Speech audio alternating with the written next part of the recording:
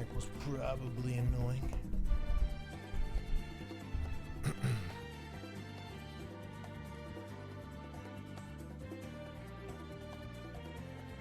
What we opening? Bro, it is in title of stream. We'll be opening Burst Protocol, but I also have Maze of Muertos. So we are going to open both. Haircut? Yeah, I cut it a while ago, but that's a crazy thing to just walk in and call me. What up, Gigs? Gigs, the producer. He said, what's good, my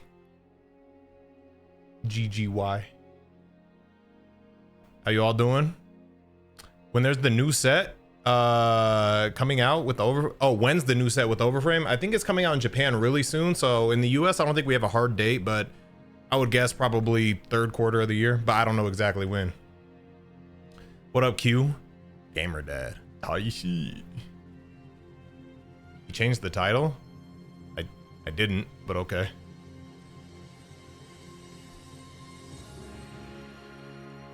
Name that haircut? I was gonna make it your mom joke, but Konami sent me these, so I can't while out too much yet.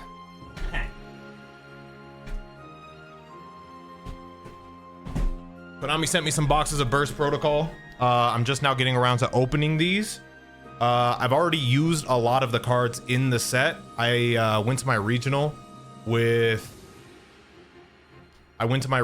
playing Archfiends, actually, so I'll go over the card by card on that.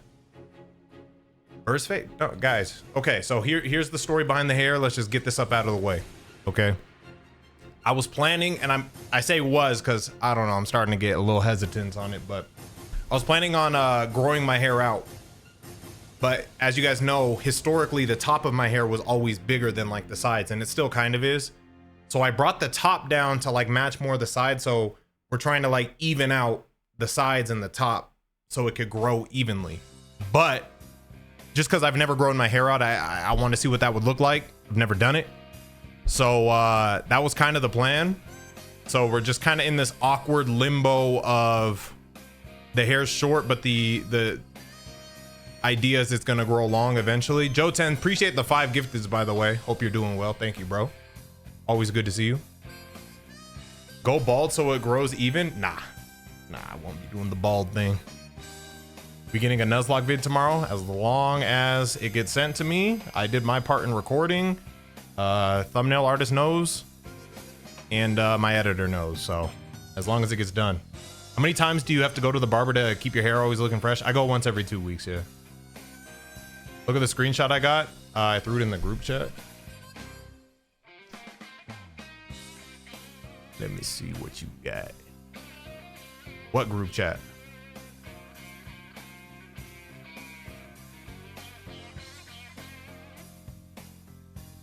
Oh, what about it? It's just somebody's deck overseas. I mean, it looks cool though. Oh, that's the one. That's the thing. Okay. I noticed. Oh, phone group chat. My bad. I was looking at something else.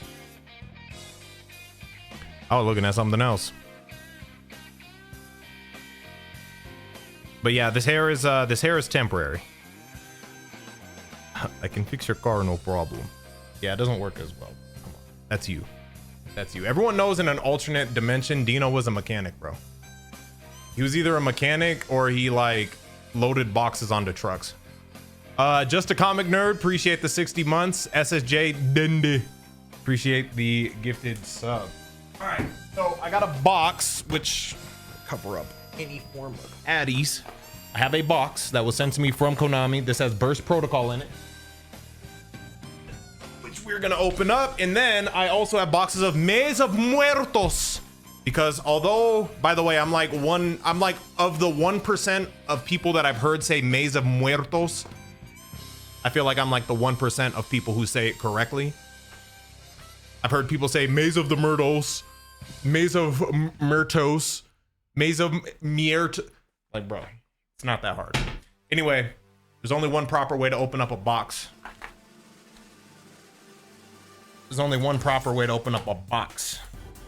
And that's with a katana. Come on now.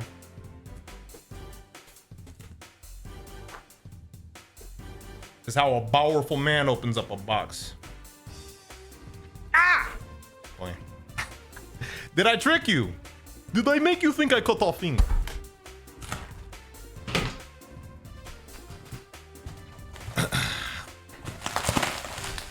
Bubble one. All right, they sent me 2 boxes of burst. I have opened a lot of burst already. I have pretty much everything that I want out of burst. But actually, no, I still haven't pulled Forbidden Crown. So I would like to pull that. That would be hype.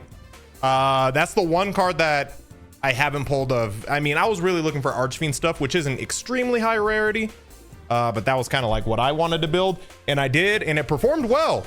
Again, I'll show the deck that I ran at the regional and at a local or two in a bit and kind of explain the thought process or whatever. The hair's throwing me off. You'll be all right, bro. You'll be all right. I should have showed up bald.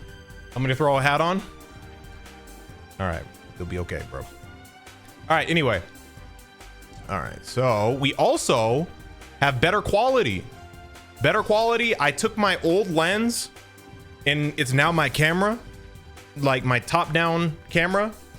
And then I have a new lens for like my face. So the quality a little bit better, you know what I'm saying? A little more crispy. You can see the callus on my hand from all the lifting I've been doing, you know what I'm saying? All the lifting I've been doing, you know what I'm saying?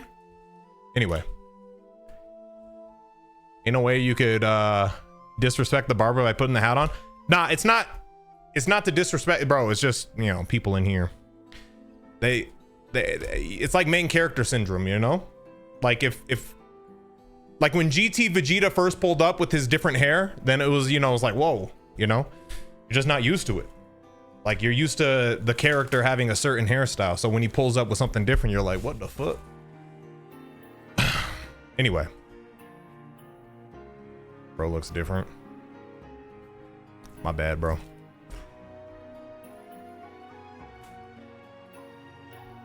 Okay. Anyway. Why is your hair shorter? Typically, that's what happens when your hair gets cut. Temporary. Temporary shorter hair. Because it's going to grow out. Unless I change my mind. Not the hair, but the stash for me. Oh, yeah? And my barber did bring the stash a little thin this week, but whatever. Anyway, opening 2 boxes of Burst Protocol. Enough about my hair, guys. Come on, let's focus on Yu-Gi-Oh, yeah? Focus on a little bit of Yu-Gi-Mons. Bro look like a good guy. Why did that feel insulting? Why do I feel like I want to... Why did that feel insulting? Bro looks like a good guy. Bro looks like a friendly fella. That might have pissed me off. Anyway, hold on. Let me get these boxes ready. Should I go over the deck first? What do y'all want? One's in chat if you want me to... Actually, let me do a poll. Do we want to do the deck list of the Archfiend deck list first, or do we want to do the openings first? I'm gonna do a poll. Hold up. It looks like a sweetie pie. That's what your mom said. All right. Which first? Opening deck profile. All right. Which one are we doing first? My mom? Show her the phone. Show her your phone. Let me know what she say. Bro looks like a good example. Oh my God. I gotta start saying sleep. I gotta start. Ooh, you're lucky, Konami. You're lucky Konami gonna see this, bro. I'm wild out right now. Woo.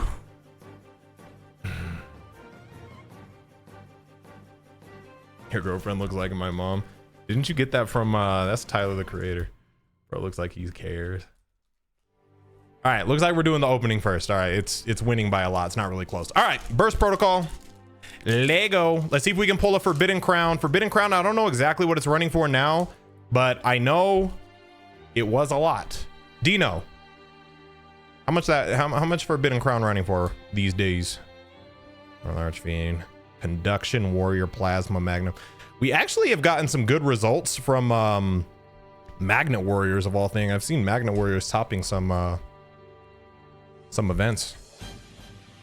$200 for the Starlight and $80 for the Secret. That's a lot.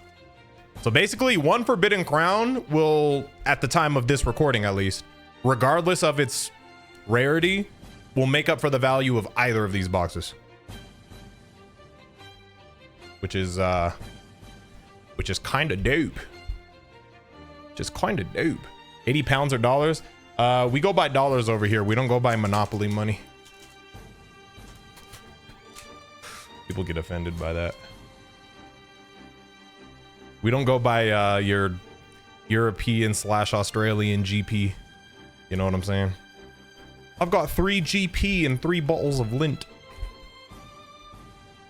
Dollar, bro.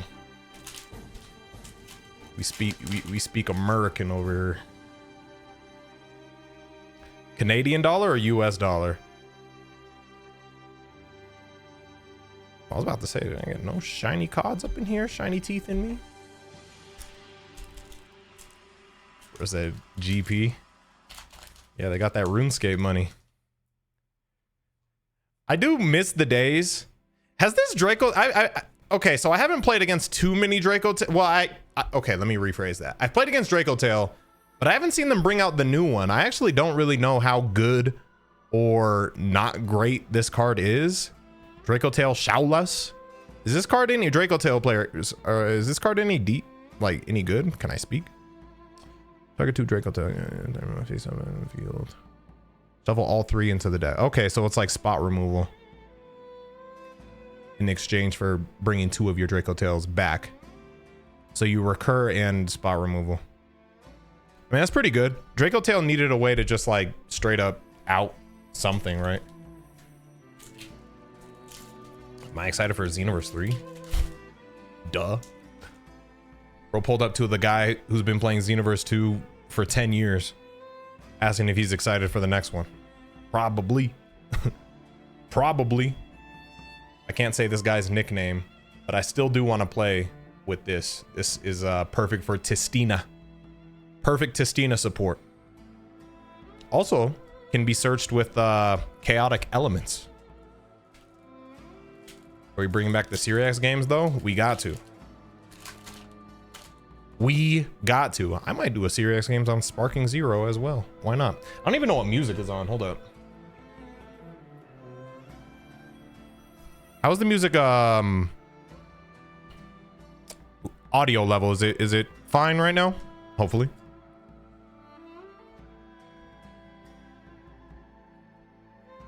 Still no crown yet.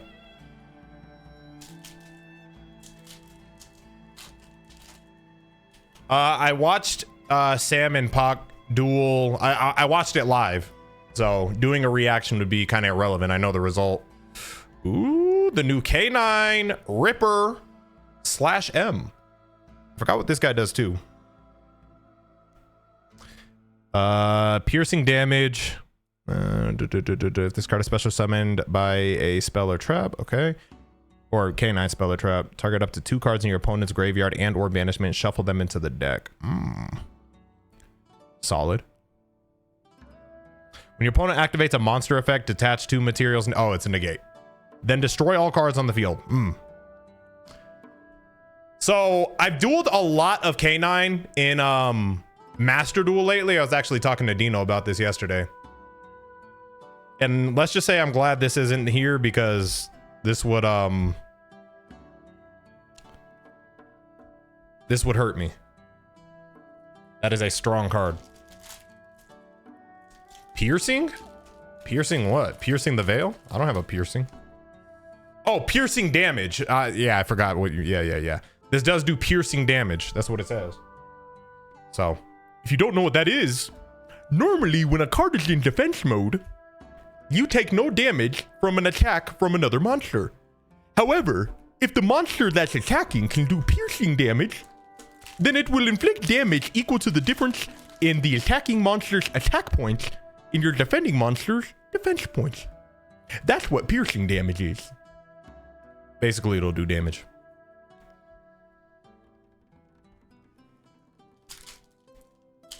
Put that in a sleeve. It's a Starlight. I gotta go get my sleeves. My sleeves aren't right next to me. I will though. Don't worry. Come on now. I treat my cards very well. I'm not one of those people who wear like, you know, some people wear like those gloves, start shaking when they open it, like, oh my God. And then slowly insert it into the sleeve and then put like 7 more sleeves on top of it. I'm not one of those, but I mean, you know, I take care of it. I'm one of those people who actually plays with the cards though. So like, you know what I'm saying? I don't know when I'm going to be playing that. I have played K9 actually, not in real life, but I've tested some K9 concepts and I found it pretty cool, but I have this bad habit of, I wouldn't call it a bad habit, but when everyone is playing a deck, or if I feel like it's oversaturated, a lot of people are playing a particular deck, it turns me off from wanting to play that deck. Which is why at my regional, I played Archfiends. This is a great card for Archfiends, by the way, but we'll get into that whenever I break down the deck that I played. I hate mirror matches. I always play Rogue. And there's something satisfying about it too. Look, I get it, because I think people who play like the top meta stuff, they make fun of, you know, Rogue player mentality, because they'll be like, oh, you think you're good because you play a deck that's not as good or whatever. And I'm like, no, but I'd be lying if I were to say it doesn't give me a boost of adrenaline or dopamine when I beat one of the established meta decks with some deck that I threw together that nobody had on their radar. Yeah, I do. It feels good.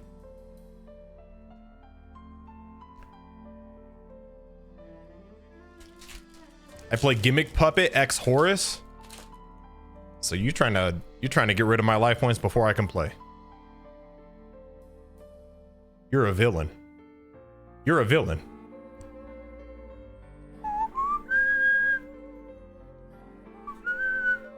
There we go. That should be a little better.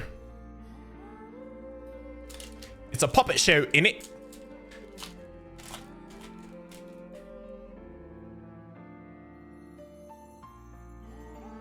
I'm surprised because I've opened a lot of boxes of B Pro Burst Protocol. Not one Forbidden Crown. Not any rarity of Forbidden Crown. Just my luck. Ooh, Archfiend. This is the boss. This is the boss card of the Archfiend deck.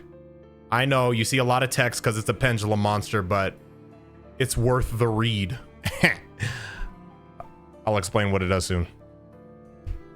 Let's say that card was the bane of a lot of people's who were sitting across from me's existence.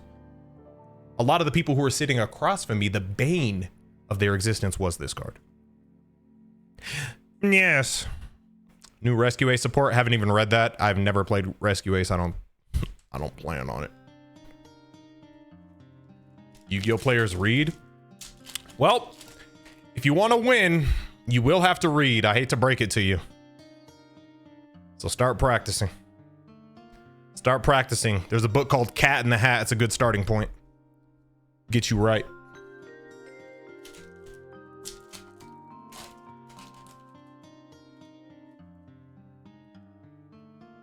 Bro, looks like he reads his Yu-Gi-Oh cards. All right, man.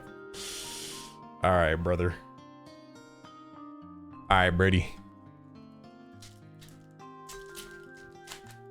Am I a Dragon Link fan? I don't dislike the deck, but I also don't like it enough to play it. It's, you know, it's a combo deck, right? The boards are pretty cool. I don't think they're like super unfair boards. At least in my experience, but they're strong, right? But I think it's fine. They're kind of cool, but they give more machine than dragon. I'm a big fan of dragons in Yu-Gi-Oh! Dragon, you know, aesthetic. I know, funny enough, I play Dark Magician, but I like a lot of things. I could still like dragons, and my favorite card, Winged Dragon overall, even though it's a divine beast. But I mean, who doesn't like dragons? But I feel like the dragon links, or like, you know, the Borreload, stuff like that, they give more like machine vibes to me than dragon vibes. If that, like, I'm big on aesthetics when it comes to Yu-Gi-Oh. Like the look, that's why I cannot bring myself to play Yummy. Just not for me. Like if I was a character in the anime Yu-Gi-Oh, I could not imagine like my character playing a Yummy card. So I won't. It's that simple. I couldn't imagine it. I couldn't fathom it. Ooh, Spenta, the Magistus Sealer. Low-key Draco Tail support. And by low-key, I mean everyone knows that now. All right, last pack in the first box. Again, we have 2 boxes. It looks like normal SpongeBob. Yeah. Dark Lord, Evening Star. See, I was actually talking to Triff about this. Well, I mean, you know, we went back and forth on Twitter a little bit. But he was talking about how the Dark Lord stuff, it actually reads really well, and how, you know, how much potential the deck has. And I actually played around with a few concepts with Dark Lord too. So I agree, but, you know, hearing it from, you know, a guy who's won a couple YCSs, 3. Basically what I told him, because he's also like the Yummy guy, like the guy who plays Yummy, the advocate of Yummy. I was like, bro, if you want to retain your aura, do this one. Win with Dark Lords. Dark Lords have aura. They look cool. I know they listen to Evanescence.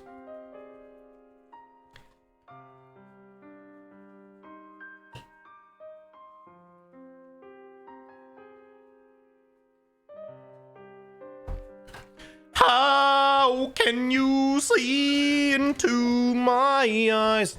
I gotta box these up. Hold up. Keep these organized. Does anyone have this problem? Anybody who does card openings, like you just have bulk everywhere if you don't like manage it right at that moment? I recently cleaned up my bulk, but I had it everywhere. Have you heard the goofy version of that song? I have, which is why I delivered it like that.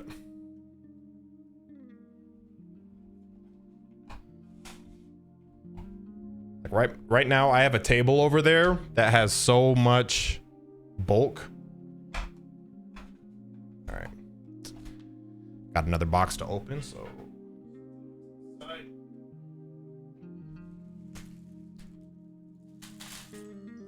Guys, if you receive these, just remember.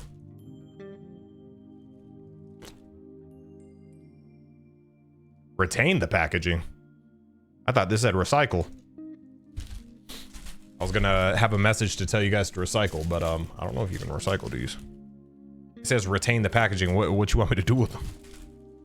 Yay! Hey guys, anybody want to buy empty packs?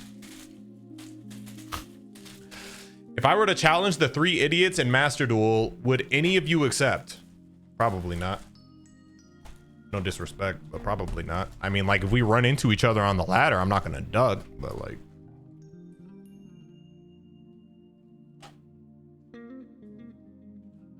Next time there's a YCS, I'll tell you guys when I'm going to it. Pull up to that, and if we match up, you know, bragging rights. Looks like the only card games he plays is Goldfish. Yeah, get him out, bro. I don't care. All right. I don't care. I don't care, guys. Dang. You think this affects me? All right, we're on the next box. Goldfish.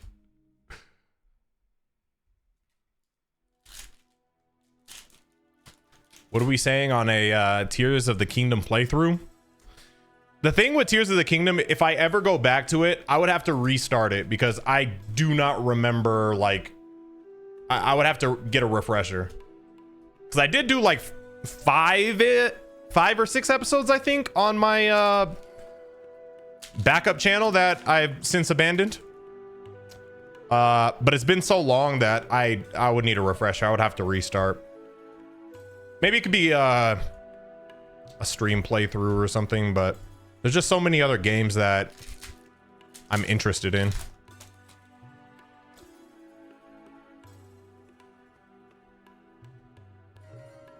What up, Shugo Ride, by the way? Hope you're doing well, bro.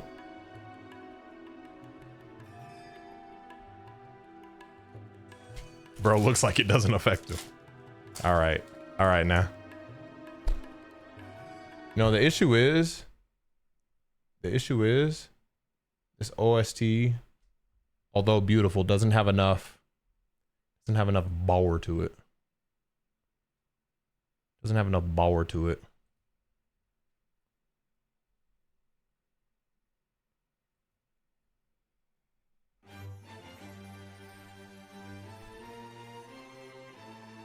Archfiend Emperor.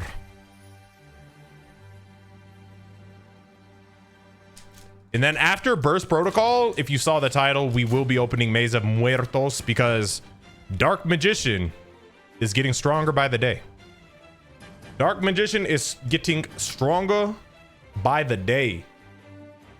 If you guys didn't see the new support announced yesterday for the new Dark Magic curtain, man, give that card a read because that card sounds insane. It's the official 1-card starter for Dark Magician now. Like by itself, you can start your entire combo with just that card now. Not to mention the Overframe Dark Magician that's going to drop as well. I'm so jealous of OCG. I will say this, since Konami is going to watch this. Hi. Secondly, it's on my wish list. I just think it would be cool if someday, I don't know when that day is, but if we could get on a synchronized release schedule where OCG and TCG receive things at the same time someday, I just think that would be cool. That's all. Maybe someday. I understand, but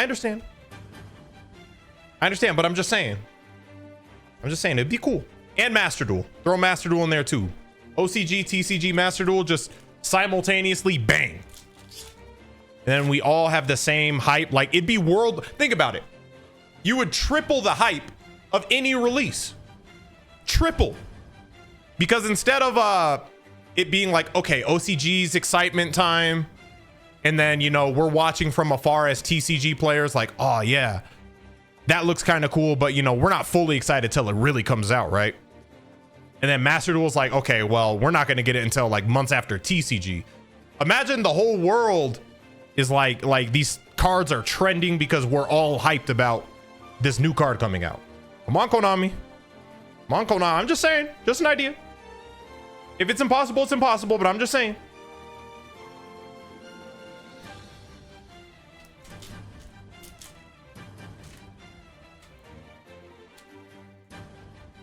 I'm not gonna lie, I'd be getting jealous, bro. I'm like, man, OCG gets to play with the new toy before me. I kind of bent this one, but it's a common.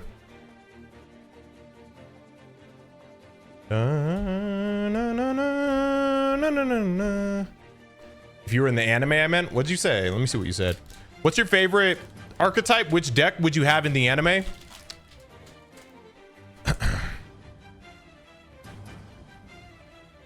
So it's weird. I don't want to say this because like if I'm in the anime, I can't just steal the Pharaoh's thing or Merrick's thing, right? So I feel like I gotta like take something that's not already taken. So I couldn't just take Dark Magician. Like that's a Thames thing. I can't just take that. It's got to be my own thing, right? Honestly, with that in mind, if I couldn't take anyone else's like thing from the show, it would probably have some iteration of Regenesis in there, which my Archfiend deck does have. Maybe Archfiends. I don't know. I'd have to think about it. What about you guys? What would your thing be? But it can't be something an anime character already has. Like if you were in this, ooh, Fallen of the White Dragon. I know this one decently sought after as well. But if you were in the anime, what deck do you think you would play? Archmage, Vampires, Fire King, Memento, Fire Deck, Teller Knights. Wasn't Teller Knights in one of the animes? I didn't see whichever Yu-Gi-Oh anime that was, but wasn't it in like, was it Zexal or something? Wasn't that already? White Forest, we know about you. I know Dino, this would be Dino. He would play his White Forest card, and then I'd be like, all right, I activate this, response. And then I'd be like, Dino, are you still there? Response. And then it would cut to Dino just like looking at the hologram, just like Dino Stanson just looking at the hologram. I'd be like, Dino, response? Response, Dino? I activated response? You'd just be staring at the hologram. Is this live? Yeah, typically on Twitch, people are live.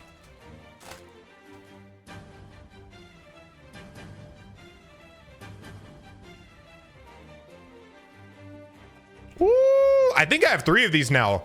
Crazy new hand trap. If it focuses. If it focuses. Crazy new hand trap. I don't know if you guys have seen the Sheena Twin Tempest of Celestial Thunder.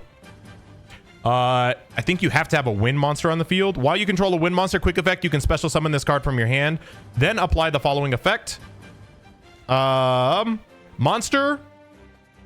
Wait. Special and then apply the following based on what was activated.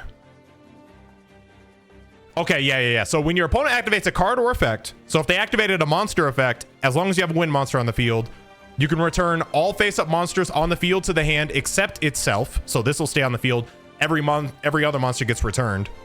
Or if they activated a spell or trap, then you would return all spells and traps from the field to the hand.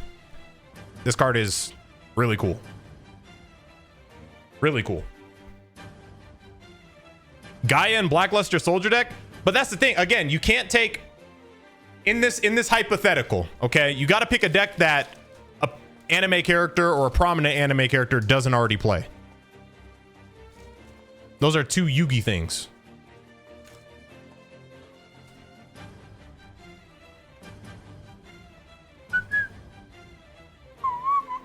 Exo Sisters actually got a lot better with the support that it's gotten.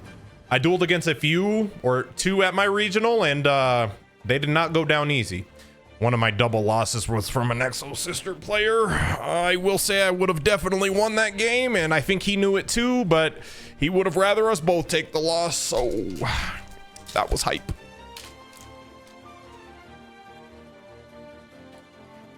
Play Horus? Ooh, Horus? That actually might be more... I could see myself doing that. Lately, I've been doing a lot of Regenesis stuff, so I feel like there'd be some iteration. It would be that splashed into something else, but Horus is something that I would definitely resonate with, for sure.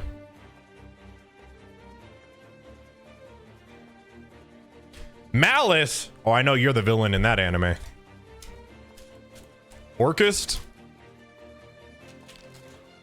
Yeah, you might be the villain too. When we gonna get a SeeReax basketball live stream? I don't know. Again, my only issue with that is, like, you know, after a long week of work, people, I just never want to become that guy. You know what I mean? Like, they got a long week of work and then their one day off is to, you know, go hoop. And then I'm pulling out a camera and making everyone uncomfortable and adding unnecessary pressure when people are just trying to, like, hang out and hoop. Like, if I was in a gym by myself, maybe. But, like, in terms of, like, running pickup, which I do every week, twice a week, I wouldn't want to, like, throw cameras in people's faces and stuff. But yeah, if I'm in a gym by myself, then maybe I could do something like that. Archmage non finito. Coder's been winning events and stuff with Archmage. Another deck that people kind of wrote off at first glance, and then, you know, it just takes somebody to do a little bit of extra digging, and then you can surprise people. This Elf Note deck is really strong, by the way. Dueled against it also a few times. It is pretty strong. We need a Yugi Tuber live stream basketball game. There's only like 2 of us who play basketball that I'm aware of. Maybe 3. I'm gonna just say 3 just in case, but in case I'm forgetting someone. Really 1.5. Because, you know, Sam plays, but he don't, like, you know. No, Ruxin plays. Okay, I'll say 3 of us. Ruxin actually is is pretty good, which surprised me. I'm not gonna lie. I don't even mean to sound, this is gonna sound rude regardless of how I spin it, but when I look at Ruxin, I don't think like this guy can hoop, but he can play. I seen him get down a little bit. Not because he's white, because he just doesn't give off hooper to me. But also, based off of his videos, I thought he was like poquito. Like, I thought he was a little guy, you know? I thought he was a little fella. But he's actually about 6 foot. God forbid a white boy have a little motion. Relax, I'm not saying all of that, man. And also, Sam does not suck at basketball. Just because I obviously had the advantage in our matchup, he does not suck. He not great, but he don't suck either. I've seen him hit like a bunch of open shots over and over and over again. Like you know what I'm saying? Like, he just, when I'm standing in front of him, yeah. Ooh, Exo-Sister Carmael. Still though, that's hype, but I'm still in the drought, man. 2 more boxes, still no Forbidden Crown. Mine came with no starlights. Yeah, I got 2 starlights, so that's hype. But you know, after I'm like 6 or the number following 6 boxes in, and no crown, man. I will say too, crown did not have the impact a lot of people thought it was going to. I think, you know, give it time. Obviously there's going to be metas where it's like really dominant and others where not so much, but I think people thought it was going to like have more of an immediate impact. But Forbidden Droplet is still the king of the forbidden cards. I think Forbidden Droplet is still the king of the forbidden cards.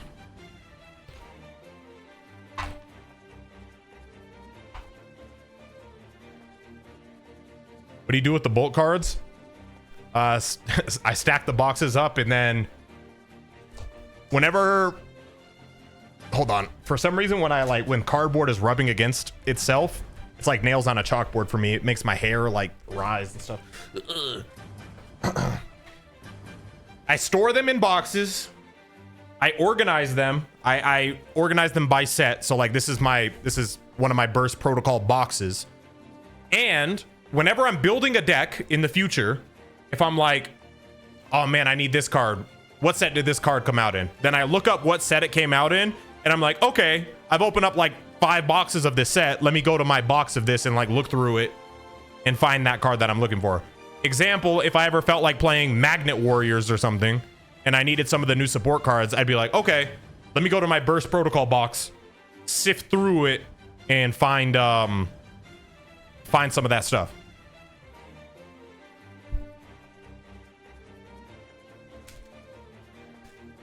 Yo, what's your name?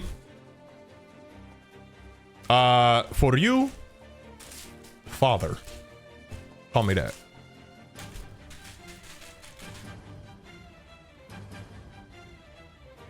All right, next. Oh wait, before we go into Maze of Muertos, just since we're on the topic of burst protocol, this Archfiend stuff. This Archfiend stuff came out in burst protocol, so we might as well stick with that. This is my deck box. Shout out Sam who sent me this. He signed it like I was a fan. Like when he sent me this and it was signed, I was like, bro, you didn't have to sign it. Like, who do you think I am? Well, please, Sam, can I get your autograph? He's like, bro, don't worry, I signed it for you. Yeah, thanks, bro. Like, who do you think you are? No, I mean, this is pretty cool. This is like his own OC, so it's not like a character in Yu-Gi-Oh at all, but it's his own OC. It's not bad, and the texture is really good. It has the snap-offable, you know, dice thing, you know what I'm saying? It's nice. I mean, you barely see that it's signed, bro. You can't even tell who that is. If anybody asks, I'm gonna tell them that this is I don't know, Tiger Woods. I had Tiger Woods sign it. No, I'm gonna tell him it's Timothy Chalamet. Chalamet. I don't know how to say his name.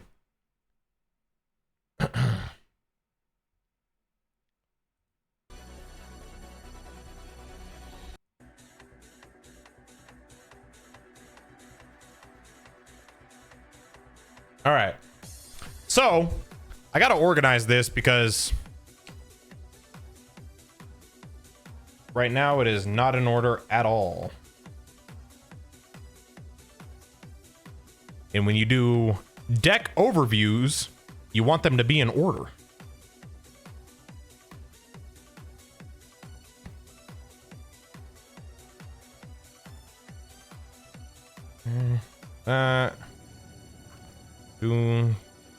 Give me a second while I organize these cards.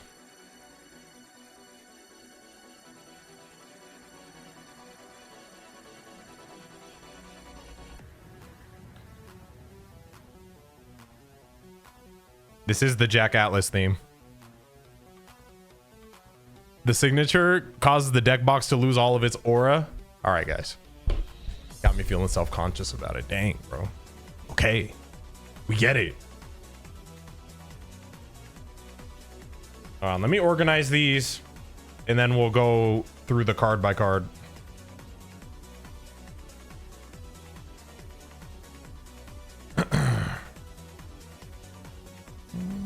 That up here.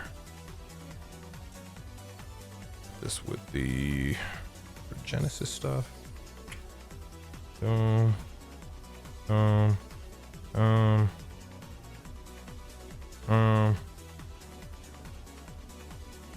Actually, good to attach to this strategy. Was there?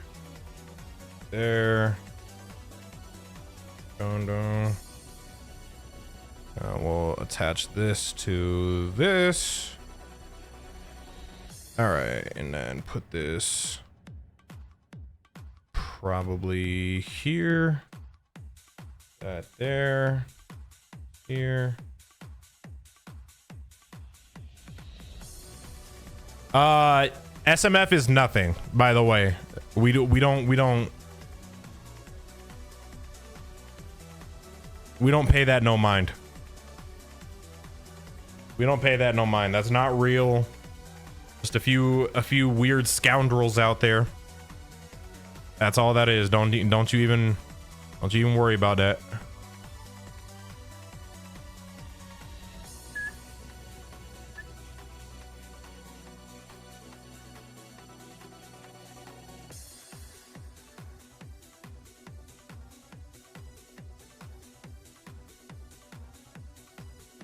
It's Legion of Baller or it's weird. That's it.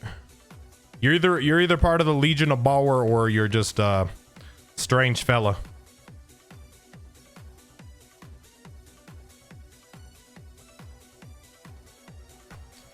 All right. That there.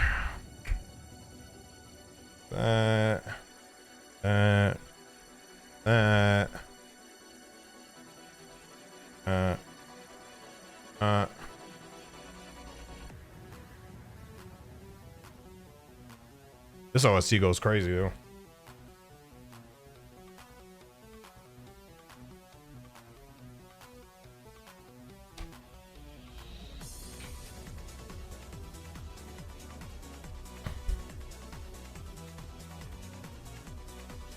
I'm loving Destined Rivals so much, but I'm physically sick, and a Stardust Dragon versus Red Dragon Archfiend Season 2 would cure me.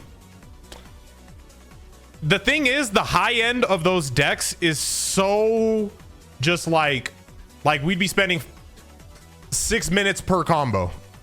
Like the high end of Stardust Dragon and Red Dragon Archfiend is just like, I summon this to summon this to summon this to bring this to bring this. Humana. And just from an entertainment, I get it. A lot of you guys would mess with it, but I feel like from an entertainment perspective, there's a lot of you guys who would be like, man, what? Or like, I guess the more casuals would be like, man, what is going on, man?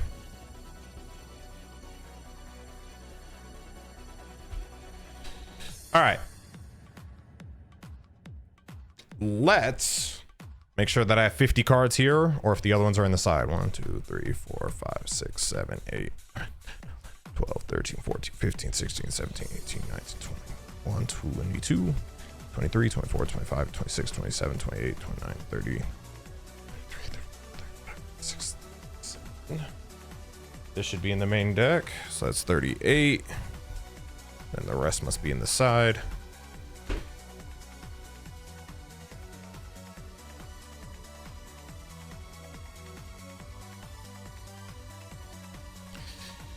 Boom, boom.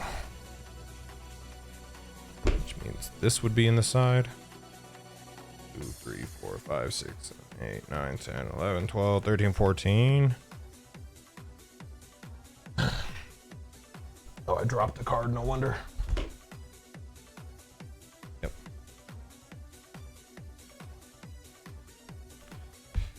All right. So, if you guys didn't know, Archfiends were always one of my favorite, decks. I even made a Master Duel video on Archfiends back in, I don't know, like 3 years ago? A long time ago, maybe 2 years ago. When it had no support. Obviously, the last wave of support prior to this was, if you don't include Red Dragon Archfiend, I'm talking about like real Archfiends, like demons, like the monsters. You know what I'm saying? Talking about real Archfiends, not Red Dragon Archfiend. But it hadn't had a wave of support in years. I don't know exactly how long, but at least 5 plus years, right? If not more, maybe nearly a decade. But anyway, Guzma, I usually go to Ghost when I go, but I also have gone to a couple other spots, so it's random. And I don't go super consistently, but I'll go, you know, I have spurts, which I go. Okay, so the best starter in the deck. Actually, you know what? We should probably do the Fiendsmith stuff first, okay? Just get that out of the way, because it's stuff that you guys know about. And I know there's gonna be people who like, Fiendsmith, Fiendsmith, But the deck works really well with Fiendsmith. But the reason why we're gonna start with the Fiendsmith stuff is because Royal Archfiend actually locks you out of your extra deck other than Archfiend monsters. So you have to do your extra deck shenanigans first. Also, Fiendsmith by itself can bait out a lot of interruptions. You know what I'm saying? So Lacrima, one of, obvious. 3 Engraver, amazing starter. Do I need to explain what Fiendsmith stuff does? They're all light fiends. Engraver is usually going to add Tract, right? And then Tract searches for a light fiend in the deck, and then you discard a card.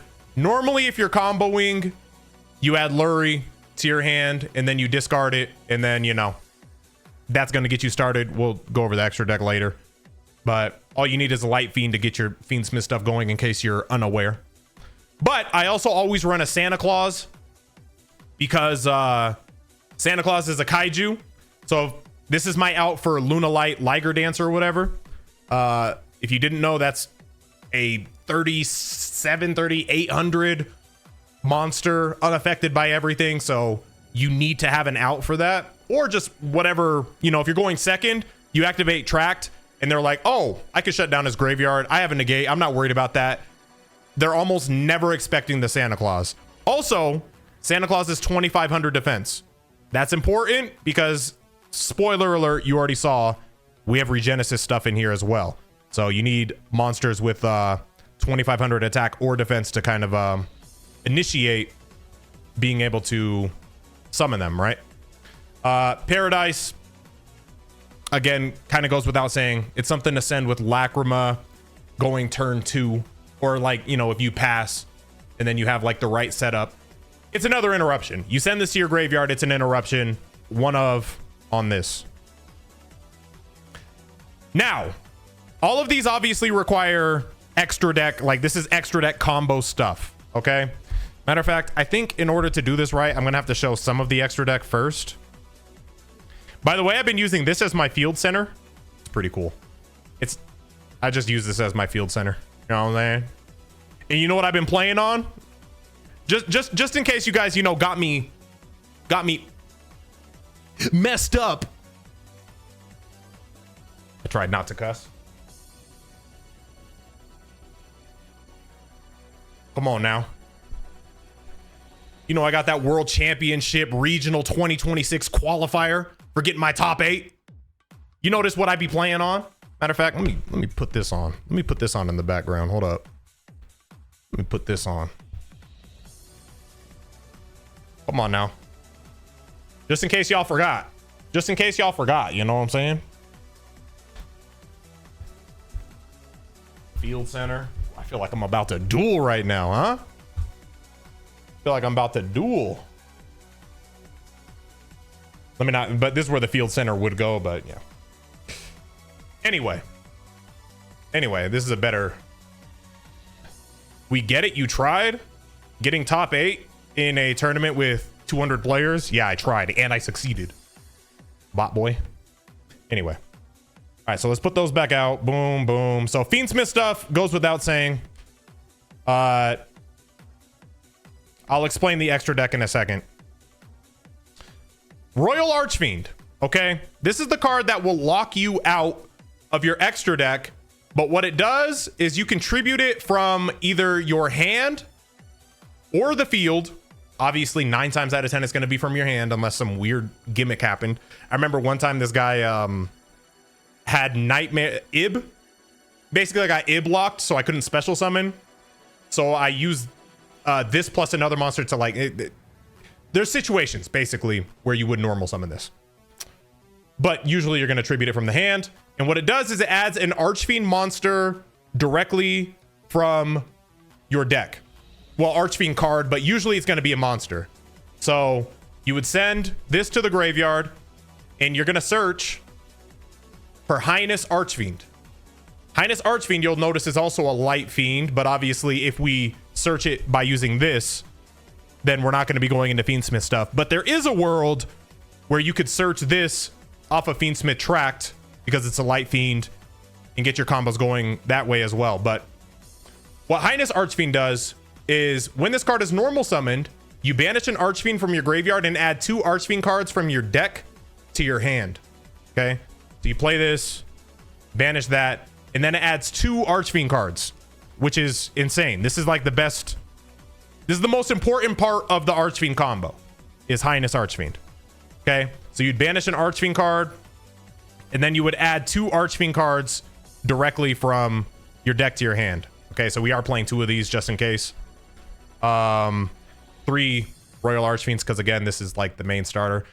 I'm not really good at making deck breakdowns, you know what I'm saying? But the 2 cards you're going to add usually is going to be Archfiend Strategy, which is a field spell that is very important. It has 2 bullet points.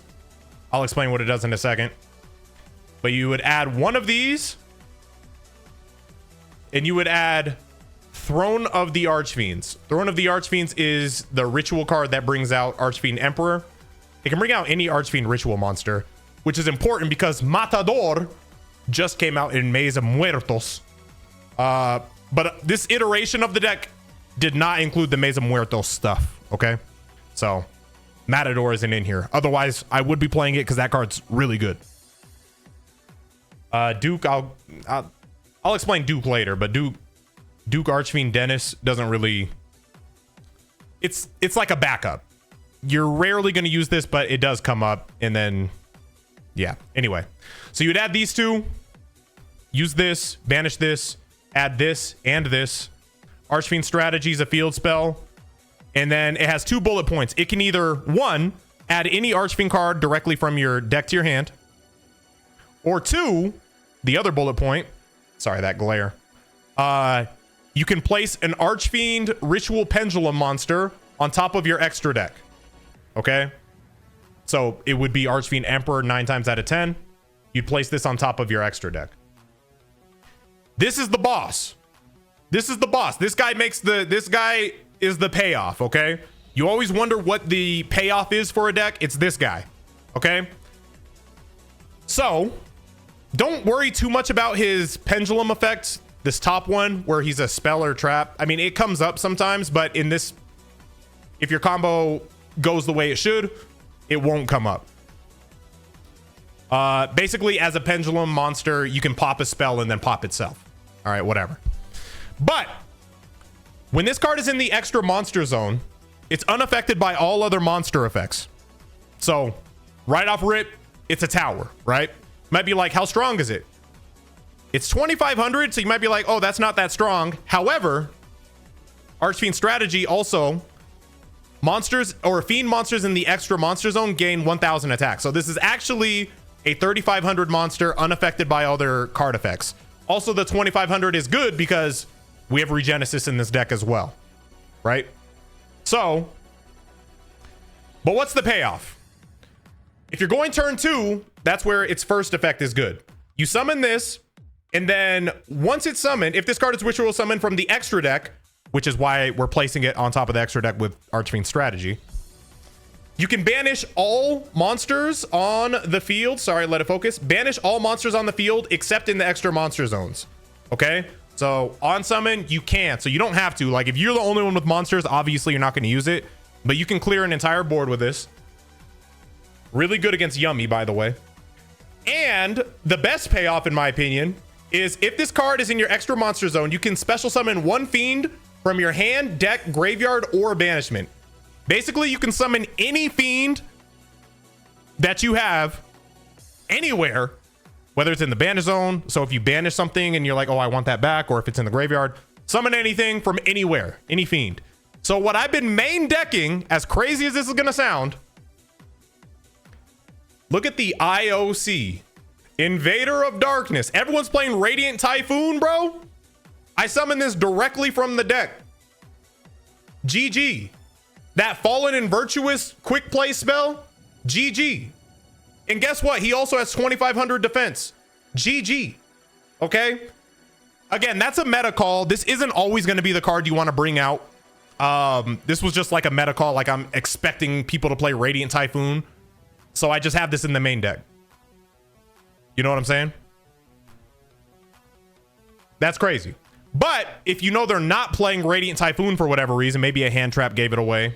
They use like a Dominus card that turns off wind monsters. You know what I'm saying? You can also just summon directly from the deck Regenesis Archfiend. Regenesis Archfiend, if you don't know what the Regenesis cards do, this is the starter for Regenesis.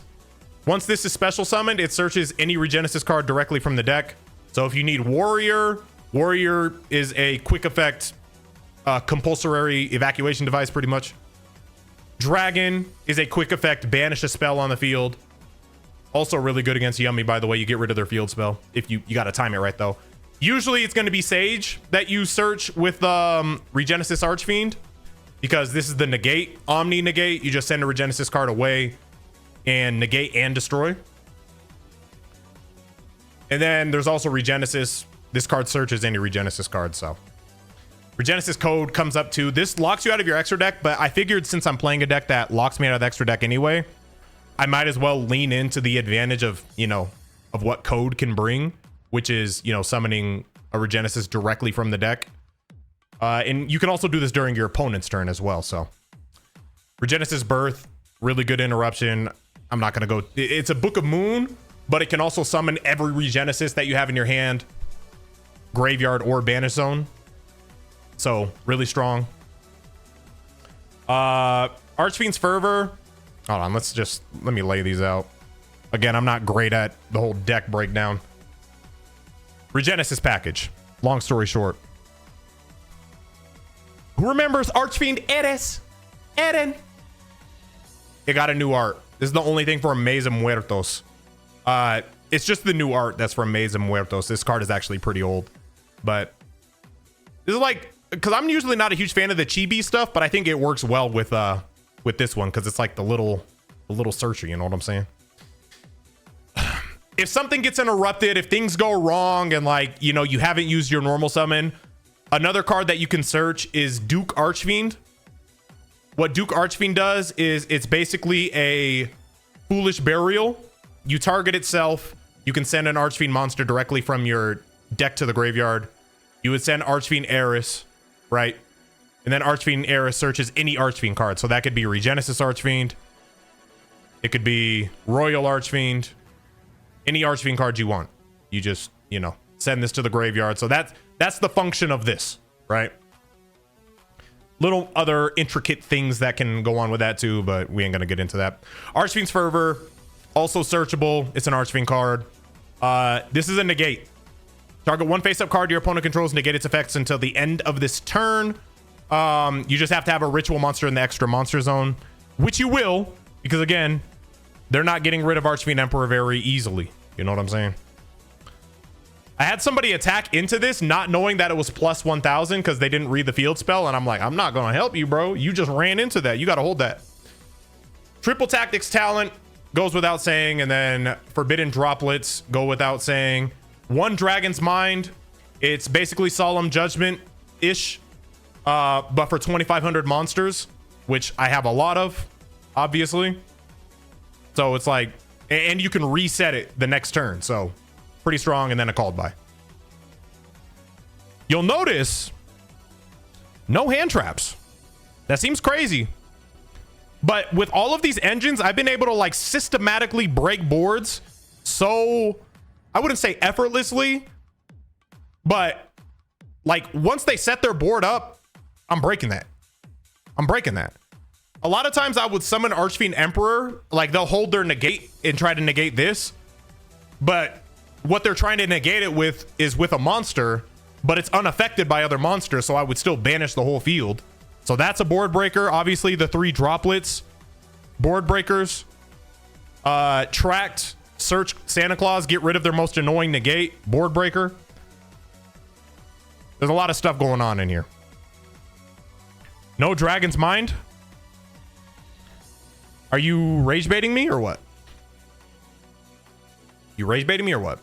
Since no hand traps, did you consider the Morganite cards?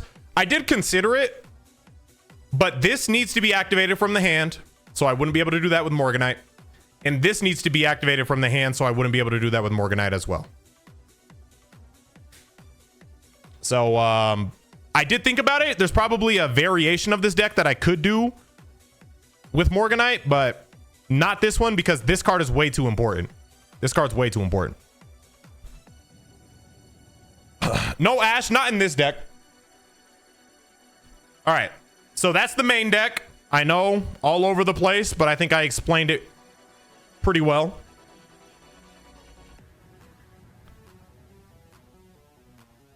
Now let's look at the extra deck. No, or I will show the side deck. Do we side deck or extra deck first? I feel like we want to do extra deck first. We'll do extra deck first. We'll do extra deck first.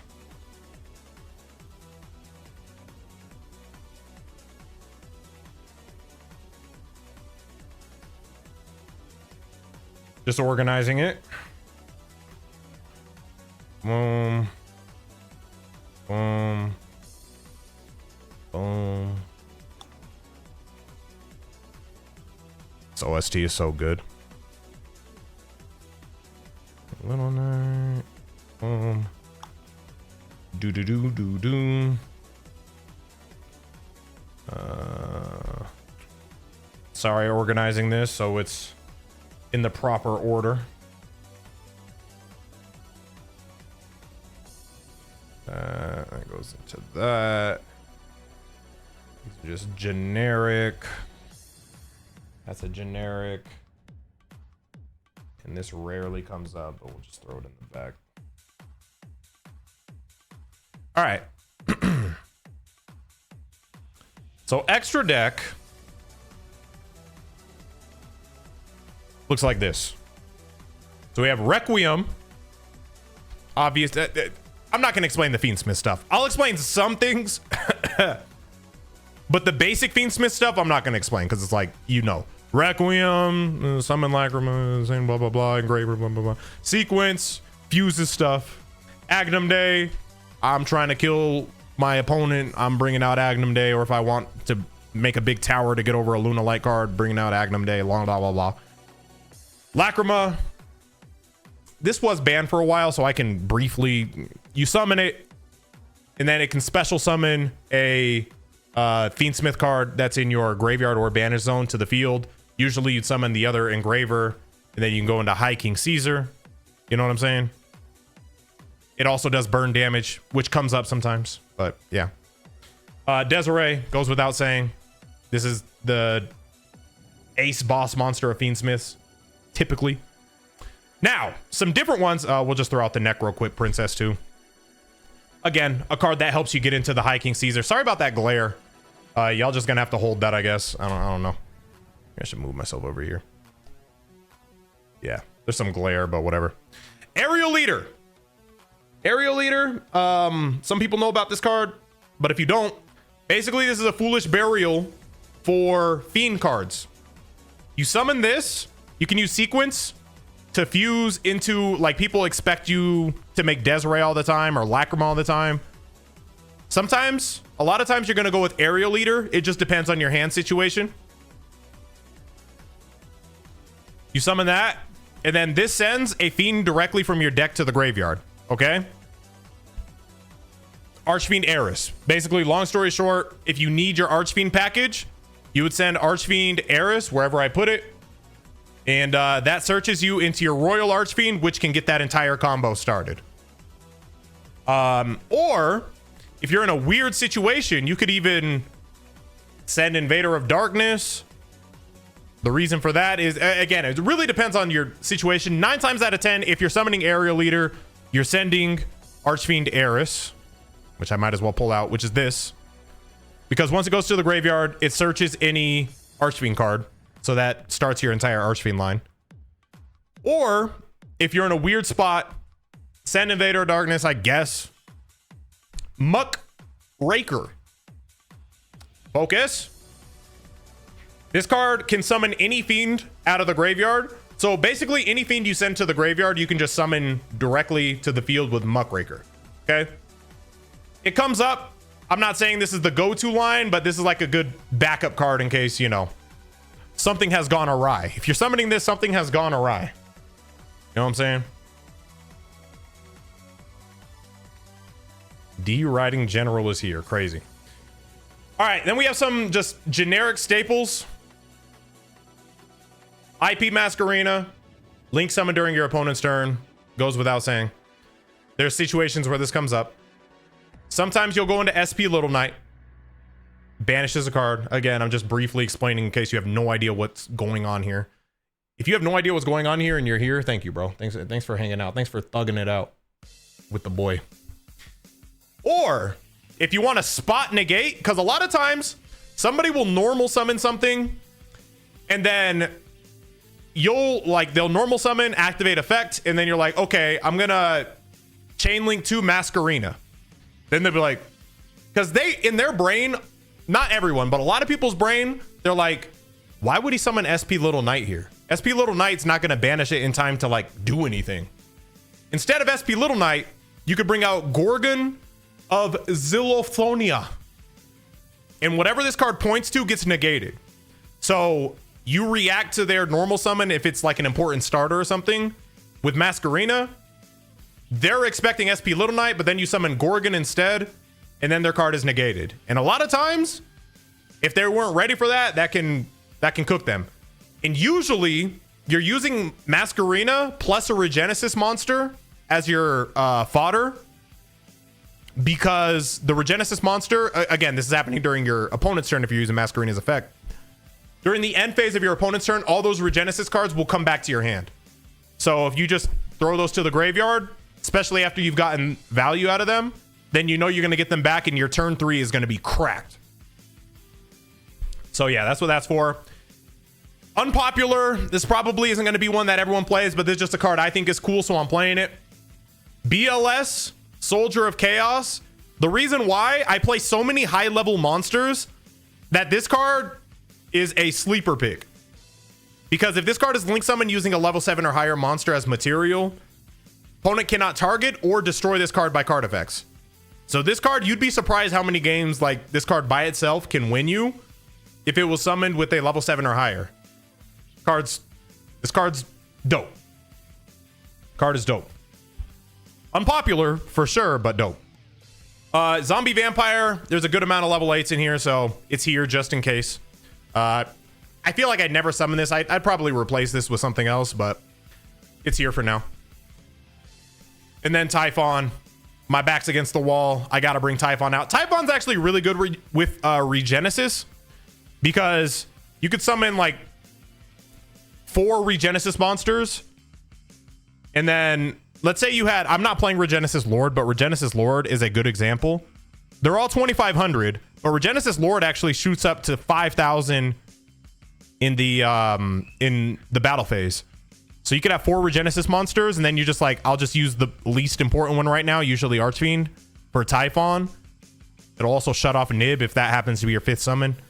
Or if they have Lunalight, it's actually really good against Lunalight if you have Regenesis Lord and Typhon or whatever, because you could summon Typhon, shut off their Lunalight because they can't activate it anymore, go into the battle phase, and then your monster still will boost up to 5,000 because it's not an activated effect, and you could run over the Lunalight monster. But just situations, depends on the deck, depends on the matchup. Lastly, let's go over the side deck.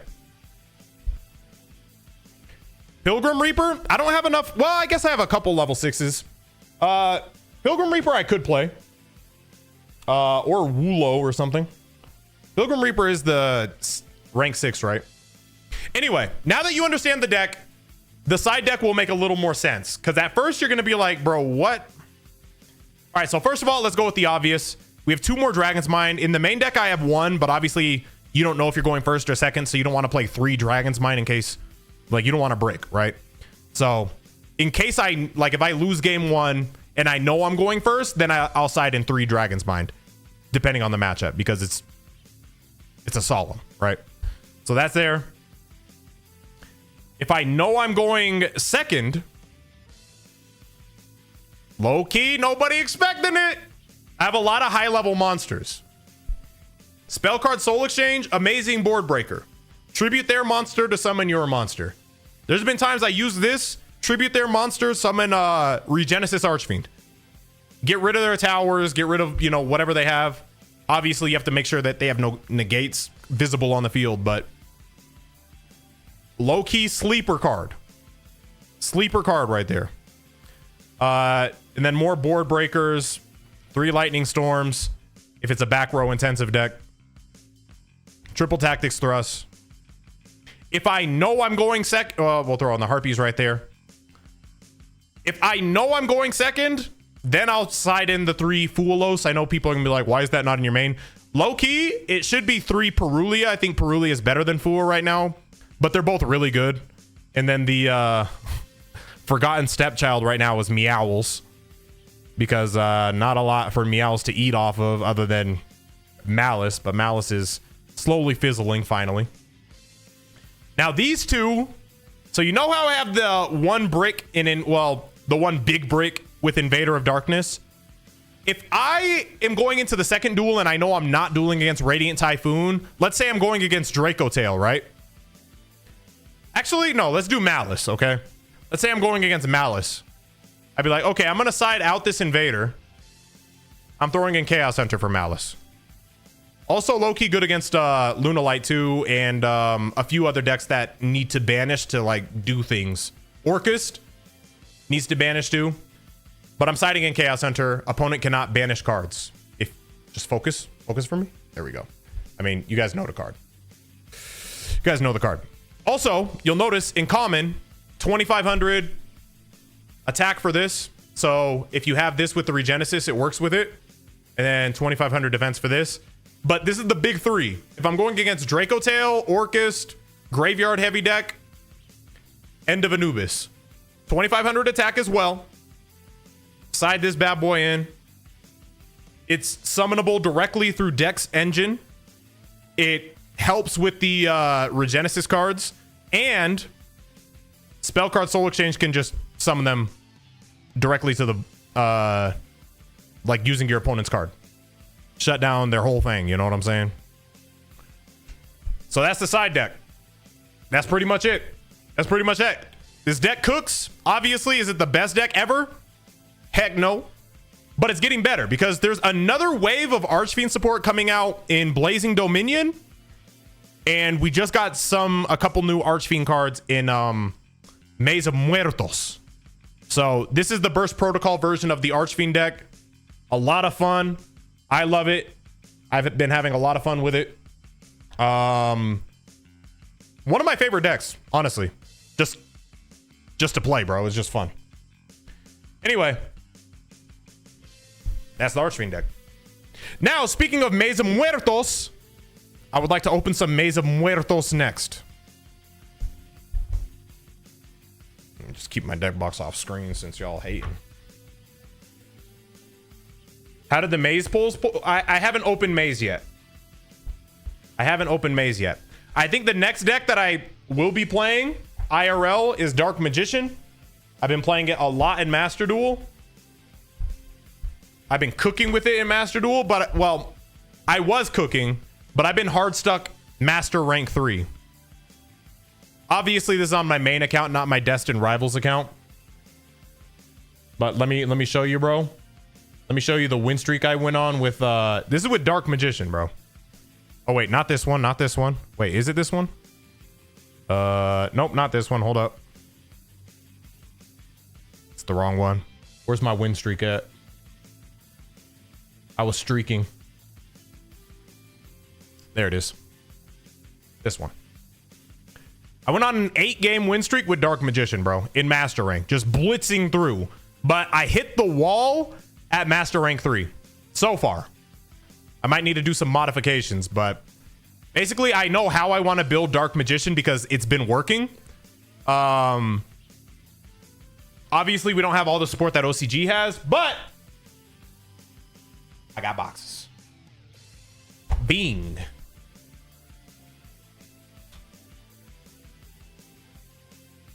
Bop.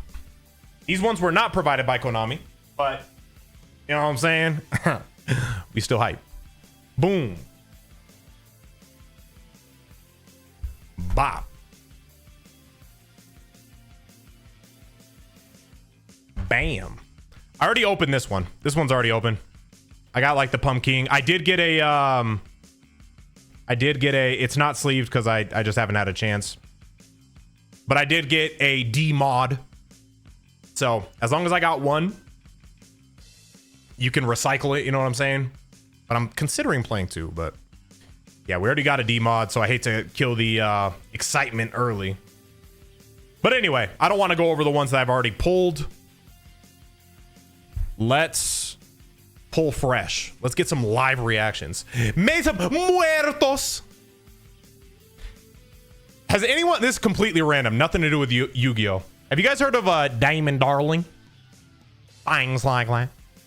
It's that guy who has like the black dude who has a country accent and he goes up to random people. Hey, you got $1? I've been addicted to watching his stuff. That dude's funny as hell.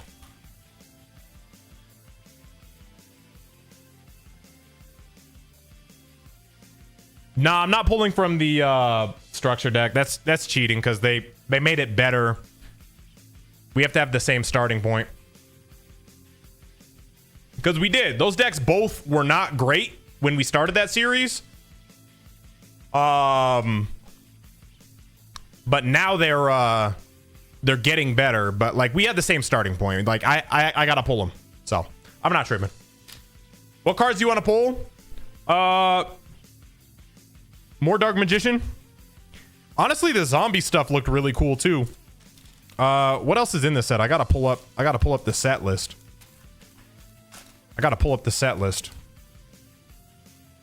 Remind me some of the cool cards that are in here, everybody. There's Pilgrim Reaper. We talked about this actually. Detach 1. Each player sends a top 5 from their deck to the graveyard. You can only use this once per turn. Can prep be an in-theme craft? No, because it's it doesn't mention Dark Magician specifically.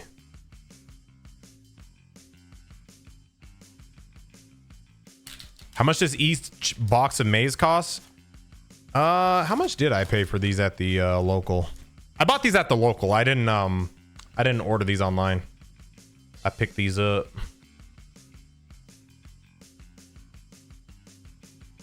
Oh yeah, well, okay. No, I know what I want. I just want the Dark Magician support, really. That's the main thing. Main thing that I want.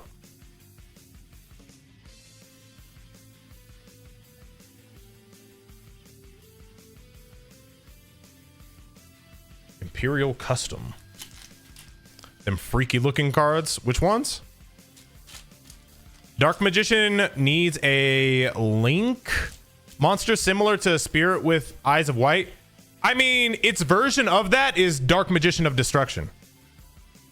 Call of the Haunted, the same way MST has a whole deck archetype. Call of the Haunted, it actually looks pretty good. I'm not gonna lie. If you looked at the Call of the Haunted cards, they read pretty well. They read pretty well. But yeah, Dark Magician, its Link 1 is essentially the Dark Magician of Destruction. Obviously, you need a higher level monster out there, so it's not as accessible. But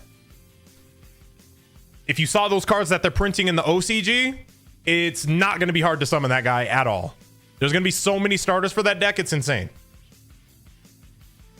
First Dark Lord. Infernity Queen. Just hopping in, you pull a D-mod yet or still searching?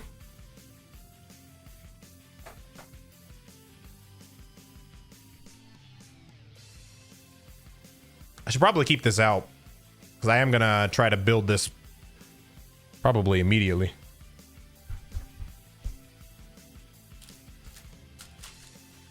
How much do you think D-mod costs by itself? I have no idea. Are you asking me? Or are you like are you asking me because you know and you want to hear my guess? Or are you asking me because like you actually don't know? I wish this card was a little better. This card, maybe there's going to be an error where this is better, but I feel like this doesn't do all that. Santa Claus. Actually don't know. I don't know what it's at now. I know there's a collector rare, and then there's also the what's the other rare called? Secret? I don't know. What up, Hom?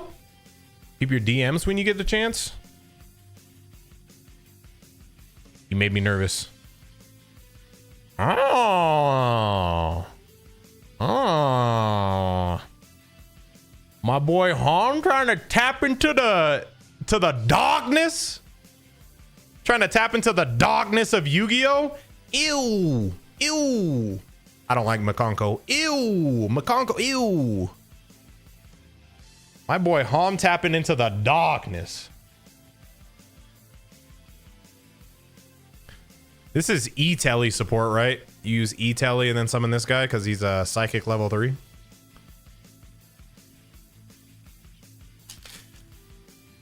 I've been master dueling for a week straight. Have you lost your mind yet?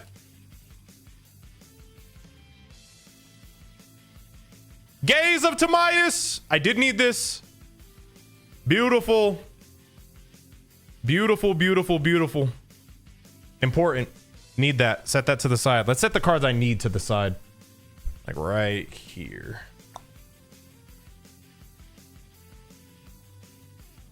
Can't believe they retrained Bazoo.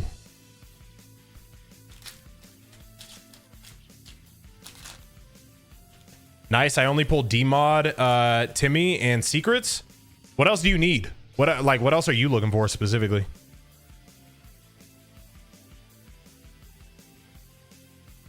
These zombie cards, I might mess around with these zombie cards, man. These zombie cards look pretty good. Also, the Dark Lord cards are pretty strong too.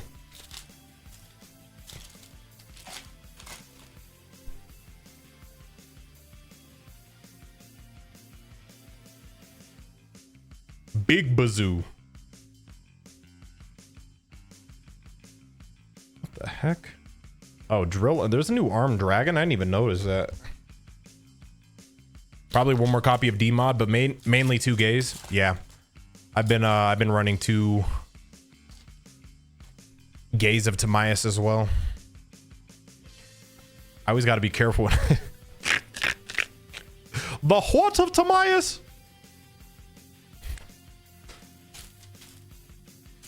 I like the pumpkin stuff. Not sure how the engine will run yet, but the cards look good.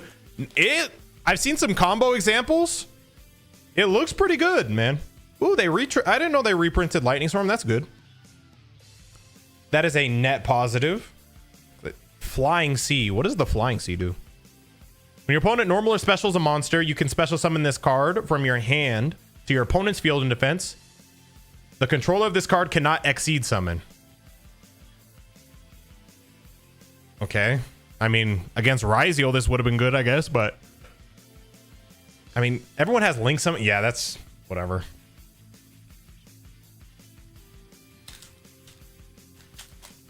Reprints this set, go crazy. Another Call of the Haunted. Matador Archfiend. So this is a card that'll probably join the ranks. Let me read this card to you. It's actually pretty good because I already went over my Archfiend deck, so you can kind of like understand where it'll fit in. Ritual summon this card using Ritual of the Matador. If this card is ritual summoned, you can add 2 Archfiend cards from your deck to your hand. Amazing. Amazing. Get my starter, get, you know, whatever I need, bro. It'll be even better when Blazing Domain comes out, which is in May, I believe, because there's a whole nother wave of Archfiend support coming out. That's what's going to take this deck, at least for me, over the top. Also, this card cannot attack for the rest of the turn. You can only use this effect of Matador Archfiend once per turn. Okay. Here's where it's annoying. This card is just like a tower, but it's 0 attack. Here's why. Cannot be destroyed by battle. Also, you take no battle damage involving this card. After damage calc, if this card battled an opponent's monster, destroy that monster, and if you do, inflict 1,000 damage to your opponent. So, it's just a wall. Pretty annoying.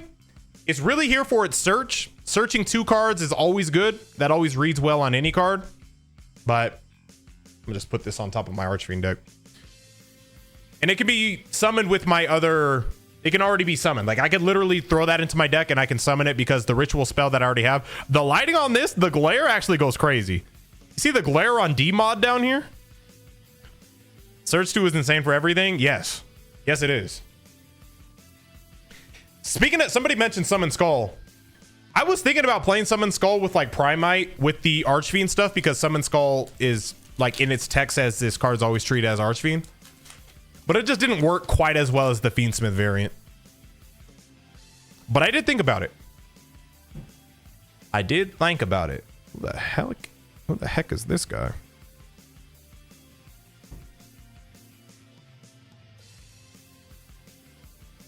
Target 1 face up spell trap you control, destroy both it and this card, then draw 1 card. If this card is destroyed, you can target 1 XZ monster, you can attach it to this card. Huh. Interesting. I like the art of this. Pretty cool. They retrained Mammoth Graveyard too. Any OG boomers? Any Yugi boomers out there, huh? Mammoth Graveyard, retrain.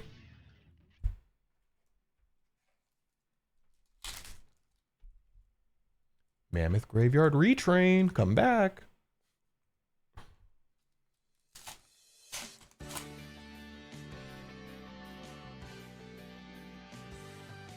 Yeah, there's a version of Summon Skull for yeah. What Shubhilu?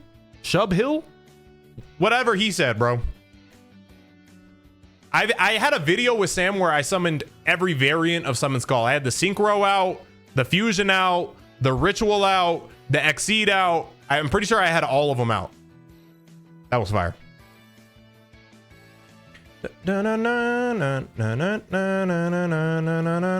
is the Ritual spell for the Ritual Matador card, but again, it's not really needed because the other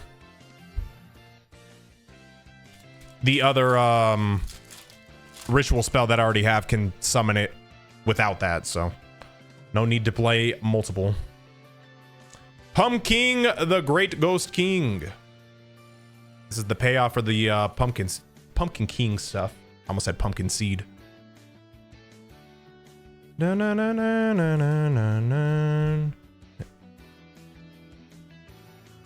will ever beat Revive Sky God into Exodia. I know, bro. Yeah, that was probably my peak. That was probably my peak play. Time Wizard! Where Dotto at? Where Dotto at? They got a new art. This also works for the chibi arts. Look at that art. This works for this guy, man. Look at Dotto on the screen. Time Wizard!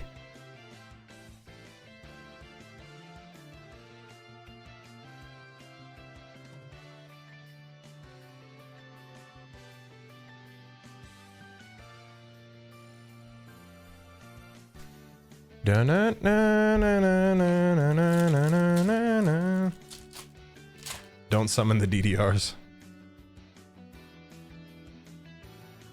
Vortex of Time. I'm getting Time Wizard stuff. I actually don't know what this one does. When your opponent activates a normal or quick play spell card or effect or monster effect while you control a zombie monster and Call of the Haunted, why you got Time Wizard on the art? Ain't even Time Wizard support. Oh, it's the zombie support stuff, I guess. All right. Your opponent tosses a coin and their activated effect becomes the following. Heads, your opponent must banish one monster they control. Tails, you must banish all monsters you control. Right. Oh, I'm not rolling that dice. The upside does not weigh heavily against the potential downside. That is a Dotto card. I'll let Dotto play that one.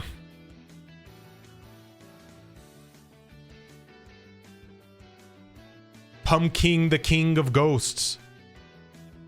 This is the OG one, just a new art, right? Yep. All that Castle of Illusion stuff.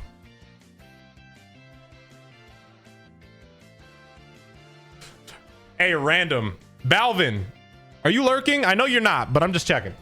Well, I don't think you are. I don't think you'd lurk in a Yu-Gi-Oh stream, but sometimes Balvin's just like really low-key lurking in places you don't expect them. Is there a wild Balvin out there? If so, I have a joke, but I don't think you're there. Nah, I don't think Balvin's in here. Anyway, he would understand this joke.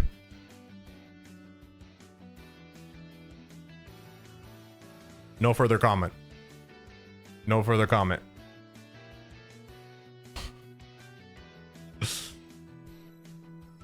Hi, DU. Did you just call me a DEI hire? Wait, what are you calling me? What are you writing? Hi, DEI? What? I just got called a DEI hire. What the yuck?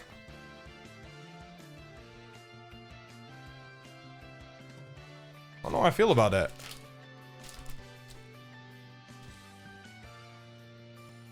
My favorite DEI YouTuber, please stop. There is a DEI in my name. That is funny. Oh, you. How long have you been a hater? By the way, you have a setup. Didn't you say your setup was specifically for Yu-Gi-Oh? Didn't you say that? I remember you said something like that. Like you were excited about your setup because you can play more Yu-Gi-Oh now? Play Riftbound? By the way, new Millennium support. Look at the art on these cards. Like, hold on. Let me sell you on the art. All right, peep the art. You Magic player, peep the art. Okay, decent, right? All right, there's levels to this. Hold up.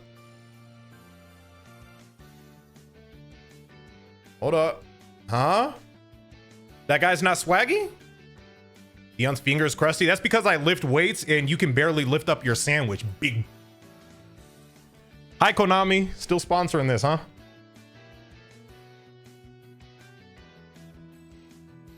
Let me chill. Why are you dick riding? Hom is just being honest. Hom, don't be intimidated by this thug.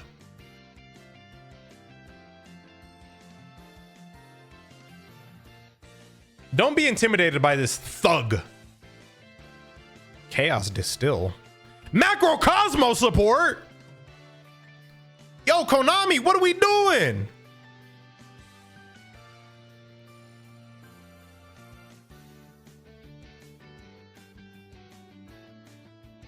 Nicole or Pat? How can you not tell? Pat's been gone forever. Also, your assumption of who's the toxic one is incorrect. Completely incorrect. Completely. Don't be deceived by the ooh woo ass look. Fucking ooh woo ass like, oh, I look so friendly, I'm so nice. No, no, no. Don't be fooled.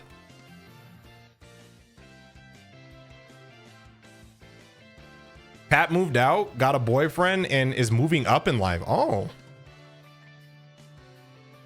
Probably to get away from your toxic ass. Hey, I'd be ghost too. Hey, I'll holla at you. I'll see you later. Good luck. Farewell. I gotta move on. Ooh, it's about that time for me. It is joke, everybody. Relax. You're lucky I don't have that dumbass button that you have, that Vine boom, the doom that you press every inhalation that you have. Doom. I wish I had that. I'm kind of jealous. What do I have? I have some sounds. What do I have? Wait. I don't have any good ones. Get an Elgato pedestal. Oh, you're pressing that with your foot? Okay, that makes sense. Because I was wondering, I was like, what type of telepathic connection do you have with your setup where you don't even have to, because your hands will be here. You'll be like hand gesturing, throwing up middle fingers. And then like, I still hear the sound. I'm like, is anyone else hearing this? Or is that just me? Like, I didn't know if that was just the aura of you talking trash. Oh, this is the 1-card starter for the Call of the Haunted stuff. I didn't know if if that was just like real. I made people believe it was just automatic. Hold on, would this work? Hold up.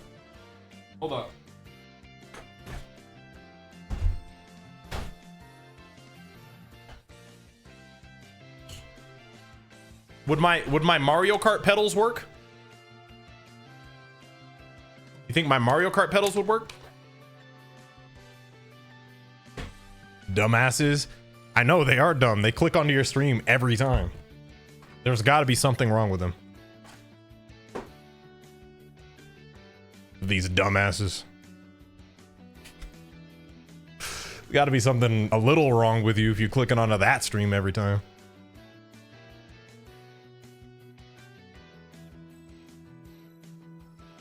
Do you playing Master Duel today? I always got to be careful. There's been one time that I roasted somebody like for their grammar or something, and then they're like, hold on, where's like a sad song? I don't have a sad song pulled up. I don't feel like searching one. But bro, then they respond with, English wasn't my first language. I went out of my way and opened Google Translate and typed in what I could, the best that I could. I triple checked it. And this asshole said that I speak like an idiot. Anyway, bro, it looks like a 4-year-old wrote that sentence. Anyway, I don't know if I'm playing Master Duel today.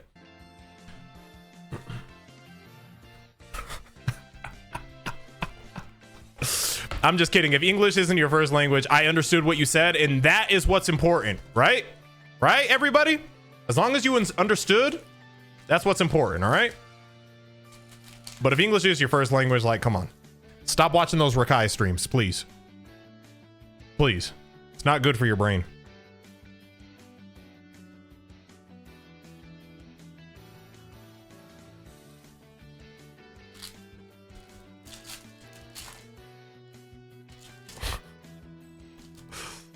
I think he's racist. Come on, guys.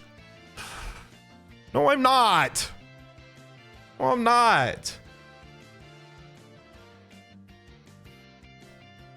I hang out with the brothers. I hang out with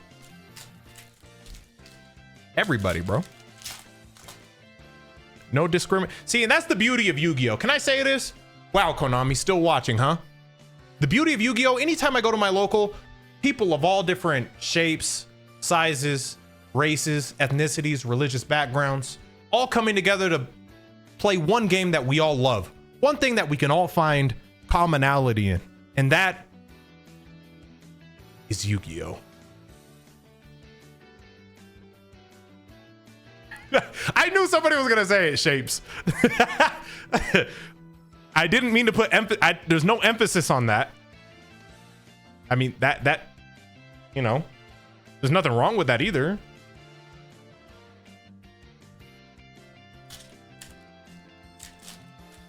And hatred of Malice. That's not true because a lot of people at my local play Malice. Or at least they did. Woo! I needed this. This card is so good, man. I didn't understand how good it was when I first read it, but after I've been playing it in Master Duel, this card is so good. People are never ready for it. Summon it during your opponent's turn. Luna Light who? You know what I'm saying?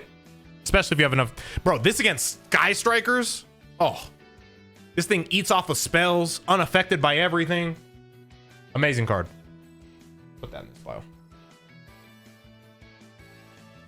The thing about Konami, like, they know me well enough, bro. Like, I can get away with some of these jokes. They're not gonna be like, hey, we didn't like that joke you made at this part. Or will you? Come on. Come on, Konami. Come on. We're good. We're good. It's not like I'm the hash slinging slur slinger. You know what I'm saying? A few lighthearted jokes here and there. It ain't gonna hurt nobody. Come on now. Come on now.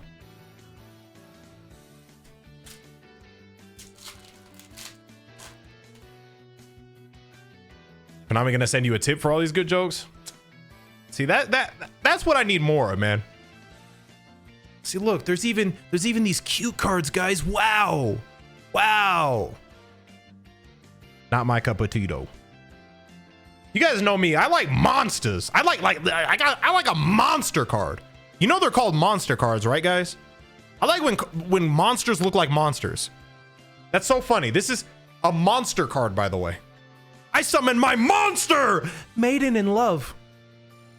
Monster? Really?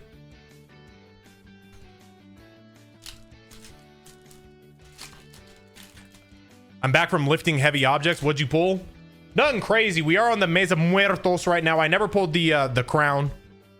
But, you know, I got the essentials. I got the essentials so far. But I still have 2.5 other boxes to go through. I got the essentials. I didn't get demod yet. How many boxes have you opened? I also made this joke. If Balvin's not here, but I made this joke for Balvin.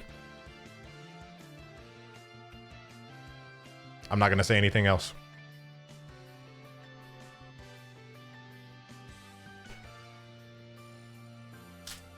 One box? One box? I mean, that's pretty good for one box. And illusion gates? 2 of them? Jeez.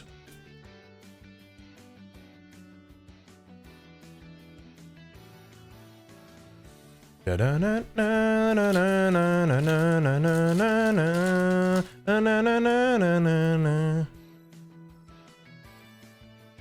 right, we're gonna start going through these a little quicker.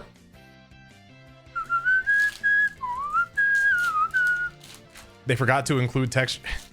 I heard, I haven't got the collector's rare of Dmod, but I have heard that that it's great.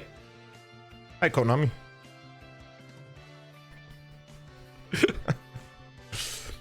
You know, you just really gotta look. You know, you just gotta look. Gotta make sure. You know, honestly, they're just trying to make sure that you're going to the eye doctor. You know what I'm saying? Like, make sure that your vision's straight. Pumpkin, the king of grave ghosts. We gotta play this for Halloween, huh? What if I had a Month of Mayhem video, but like it's me going to locals with this deck? I'll wear the glasses, the those Ray-Ban glasses with the camera on it. Go to a local. Would that be fine?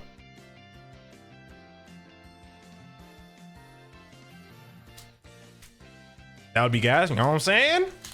I think that'd be the best way, because my biggest thing, because I've wanted to record locals content, but I never knew how without being too invasive. I don't want to bring the whole camera set up, like big top down camera, you know what I'm saying?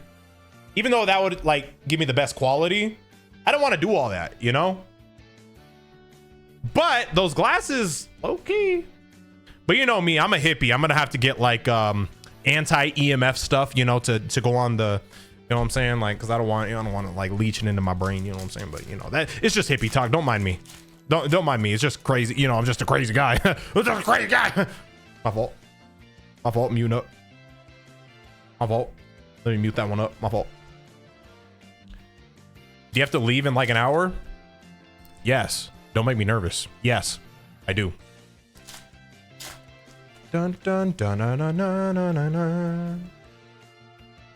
All right, I pulled this earlier, but I didn't read it. I want to read it because it sounds like a good starter. Discard this card, add one Call of the Haunted or one spell trap that mentions it from the deck to the hand. If this card is special summoned, you can target one attack position monster your opponent controls. That face-up monster cannot attack. Also, its effects are negated. Also, it cannot be used as material for a Fusion, Synchro, Exceed, or Link summon.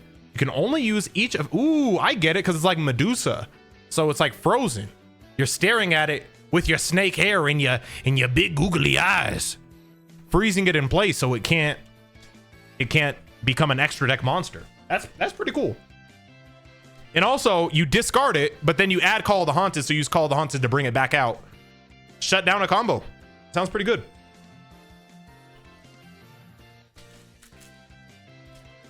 When do I come back? There's just things. I'll text you, because obviously I would come back like 30 minutes after that. But then after that, it's like this. And then after this, it's like that type, you know what I'm saying? Type shoot. But I'll let you know what those things are. I'll text you.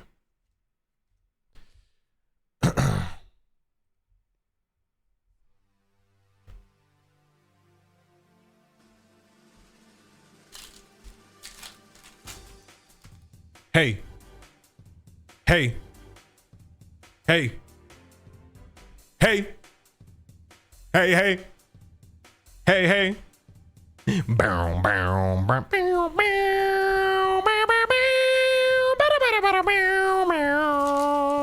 What y'all know about this? I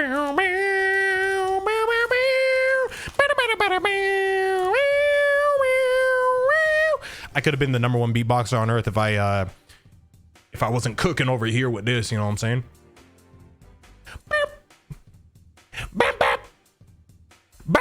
Oh my god, so much talent.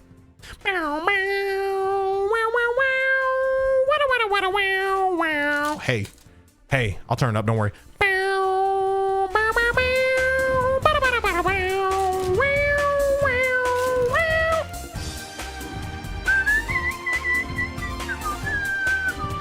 Condemned Dark Lord. Good card.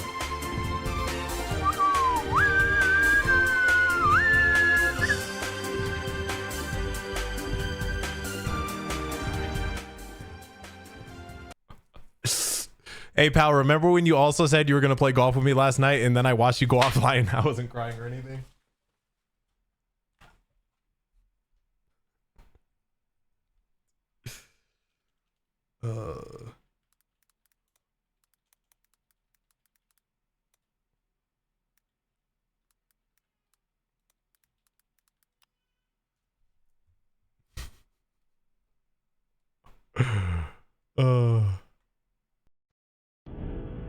Me when I say maybe.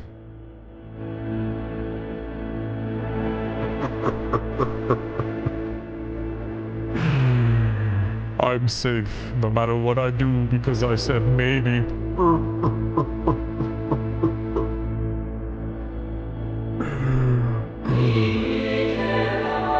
Anyway, I don't want to get in copyright trouble.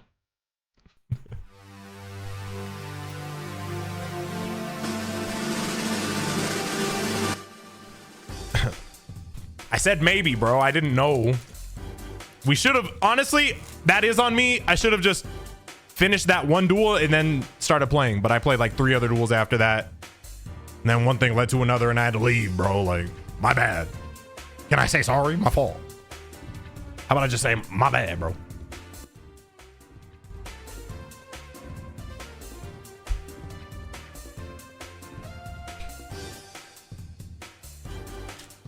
Maybe it's a nice way of saying no. Nah, when I say maybe, there's like a 10% chance that I show up type. Des Koala, why did this get a reprint? I don't know, I put some emphasis on that. I wasn't even trying to do that. Why did this get a reprint? I think I was trying to like make sure it was a reprint and not like a retrain.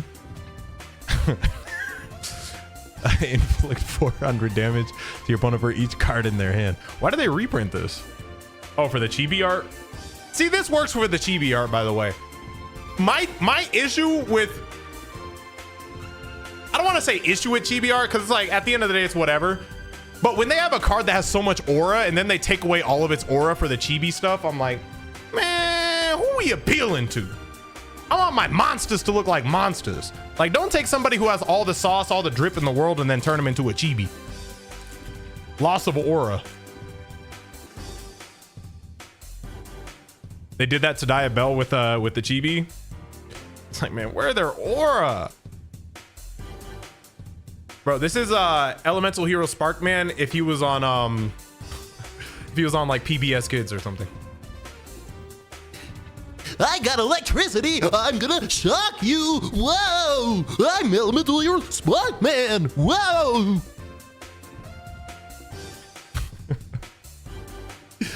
Hey kids, it's Elemental Hero Sparkman. He's gonna shock you. He's shocking. My bad. It looks good though. Yeah, I will say this chibi art, jokes aside, does look good. Obviously, it's a little more kiddie, but I don't think it doesn't look bad or anything.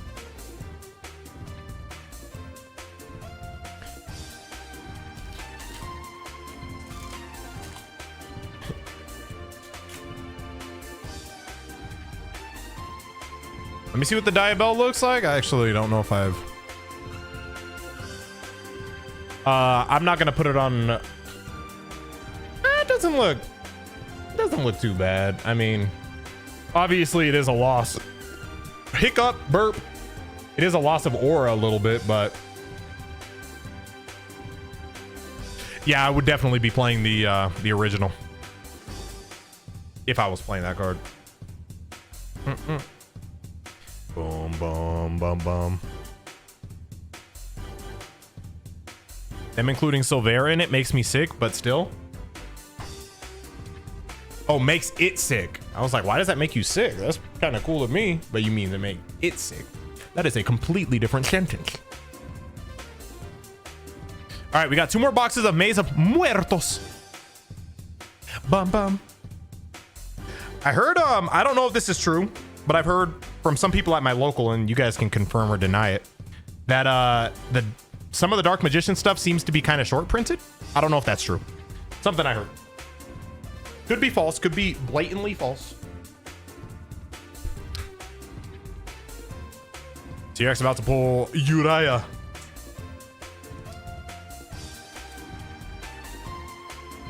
Make a whole deck around Santa Claus featuring Space Mambo. Those have no synergy at all. But I have used many competitive decks with Santa Claus. If I play anything with Space Mambo, it's actually doable now that Primite exists. Primite Space Mambo slot. Space Mambo.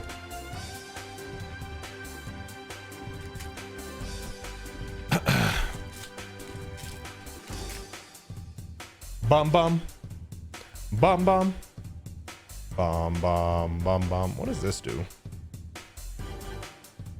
Target one face-up card your opponent controls. Apply this effect based on the number of cards in their graveyard with that face-up name. Destroy it, banish it, banish it. Also, yeah. Go into local with Space Mambo.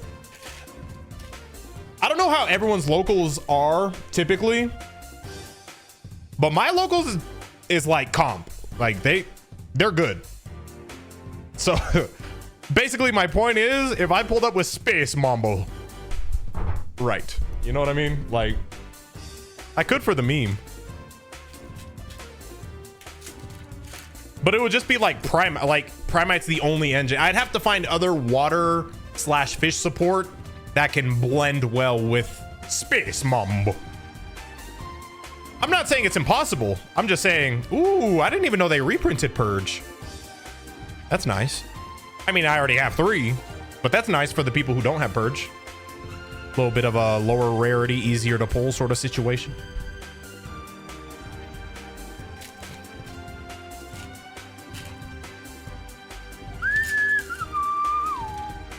Ours is very good. Rare and sleeveless be having all the regional toppers and winners. Yeah, I think that one that I got top 8 at, the local I normally go to, I think 2 or 3 of the 8 of the top 8 were people who go to my local. And it's my local isn't just like one state, by the way. It's like all the surrounding states too. So like there was people coming, like drove all the way from like Iowa, Nebraska, like, you know what I'm saying, to Denver to participate. So but yeah, it's decent comp. Got another one of these. I only need one. Obviously we're not playing 2 of these in the extra deck, but nice to have. That card is busted. I love it.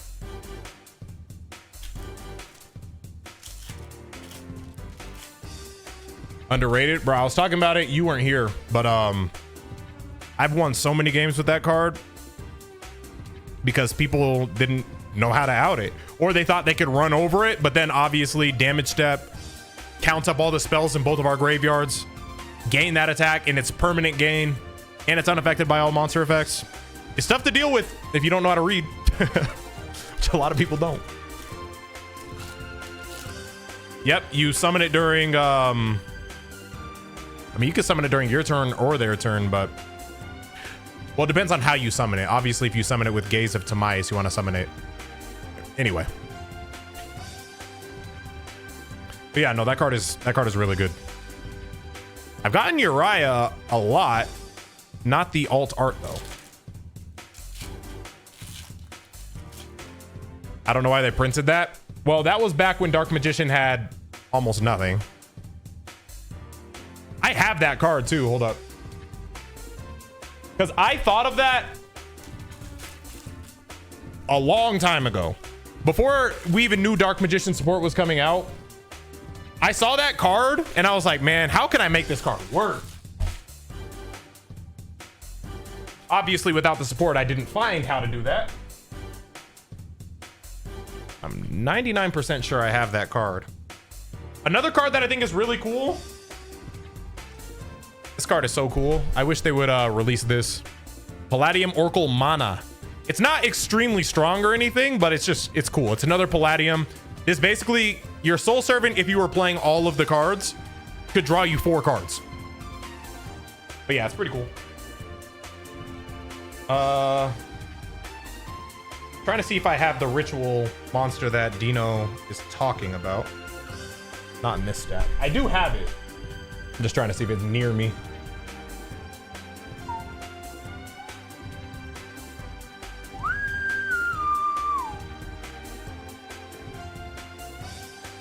I'm gonna need that. Chaos Max. Basically, it's a turn skip. All right.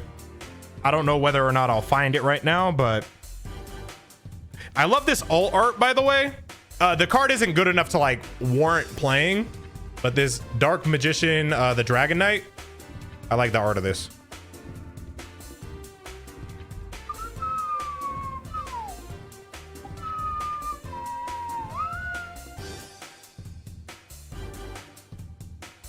Do I not have it? I thought I did. I might play Celine. Celine might be decent in yeah, QCR Celine, whatever, guys. Like, who cares? You know, hold that, you know what I'm saying? Like, Celine could be decent in Dark Magician. I don't know if I'll play it. I'm gonna throw it off to the side just in case. Could be a world where that's decent.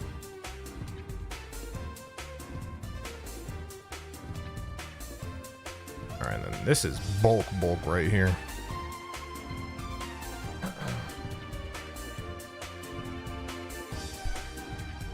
Use her to res Dragoon. So does the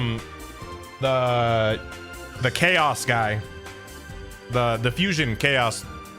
You know who I'm talking about. I forget his name exactly, but he can summon Dragoon back from the graveyard as well. Anyway, I'll track that card down in a sec. I don't know exactly. I think it's in a box somewhere.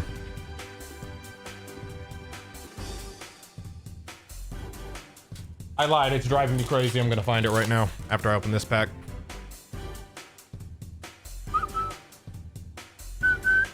Is this Masked Hero Dusk Crow any good, by the way? Is that a reprint or a new card? I actually don't know. I don't know anything about heroes. One second.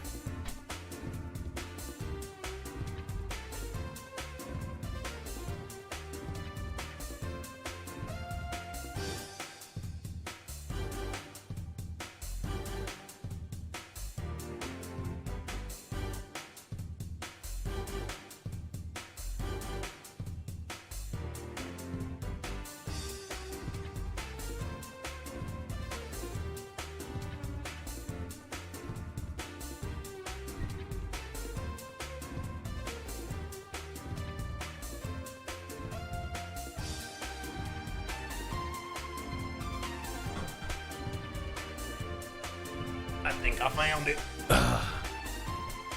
Tiki the Great, appreciate you.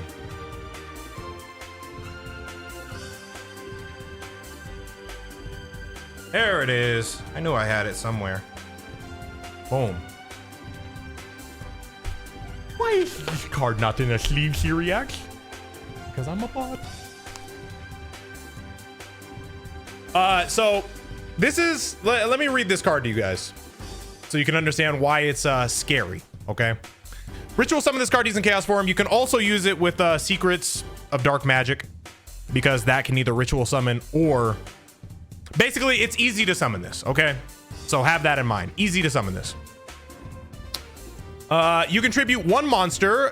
So when it's summoned, you tribute one monster. Your opponent cannot activate monster effects this turn. When this card destroys an opponent, I mean, the rest of it isn't that big of a deal. The big deal is the fact that you summon this during your opponent's turn, tribute a monster. They can't activate monster cards for the rest of the turn. Crazy. It's a Harpy's Featherstorm. Harpy's Featherstorm. And it says if this card is special summoned, by the way.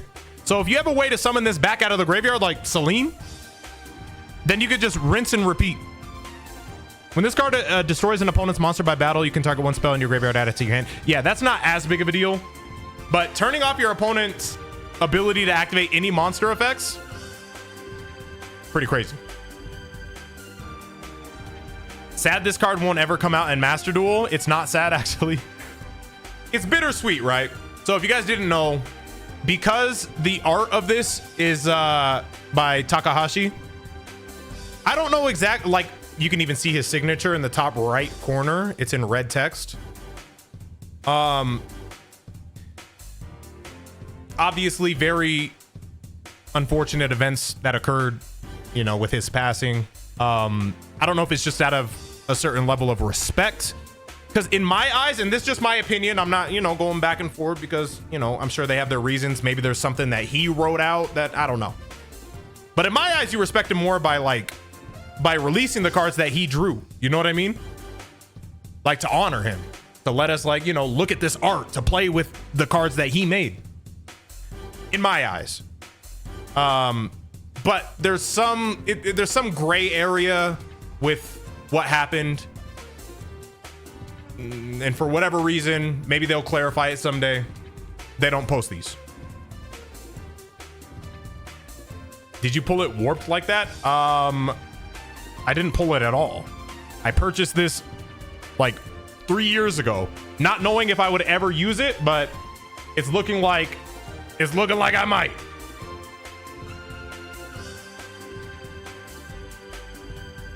Hey, soul servant.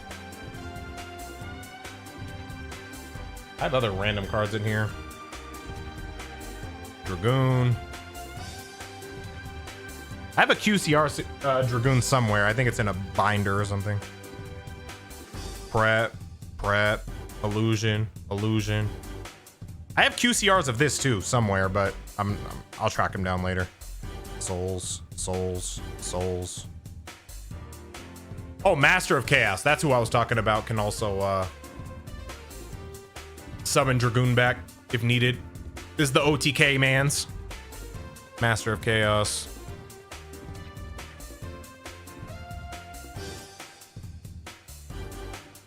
Doesn't it skip main phase 1, 2 as well? No. They just can't activate monster effects. So you can summon that during your draw phase, for example. And go to town. You know what I'm saying?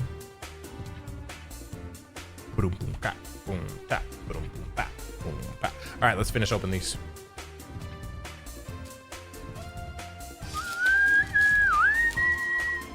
Did you pull Secrets of Dark Magic? For some reason, the secret rare is 100. No, not yet. I haven't pulled it yet, but I did see that.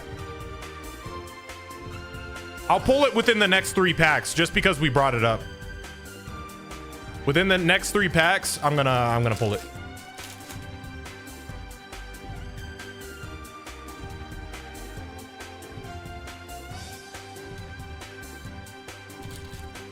All the alt arts are short printed, somebody says. Not my words going on me. Somebody said that. Just read in chat. Another D-mod. We got 2 in case we needed 2. I do run 2 in Master Duel just in case. Probably only need 1 though, because you recycle it. But there's a universe where you want to. But can I get secrets? Look how I love how when the light is shining on it like that, you just see like the red trim of his fit. That looks fire. Because normally the glare, I'm like, oh, the glare, it's making the card, you can't even read it, bro. It's actually making that look fire down there. You know what I do need to find? Hold on. I started laughing because the name of this card. Sloppy Stasher Squirrel. Right. But what I do need to find is my did the Shining Sarcophagus stuff come out in Legacy of Destruction?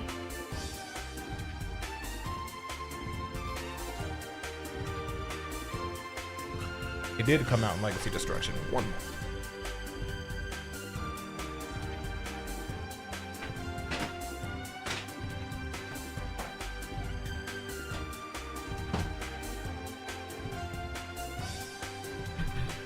See, this is how I organize my stuff. These are all of my almost killed my Legacy of Destruction.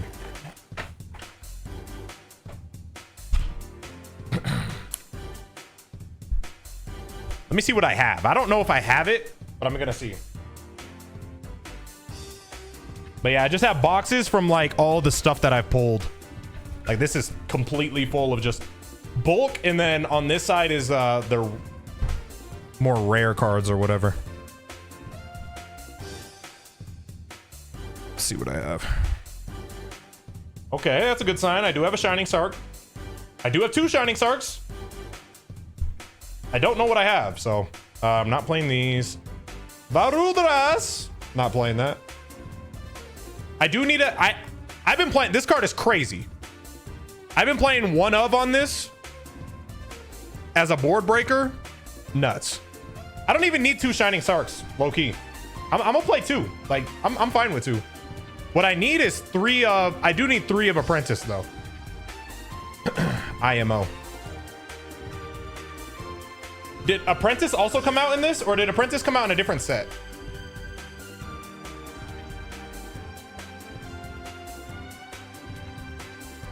He turned, skipped Rhyme Slander. What was I gonna slander you on?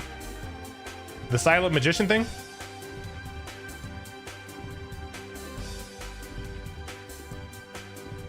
Diabels? Oh yeah, I wasn't even paying that no mind, bro.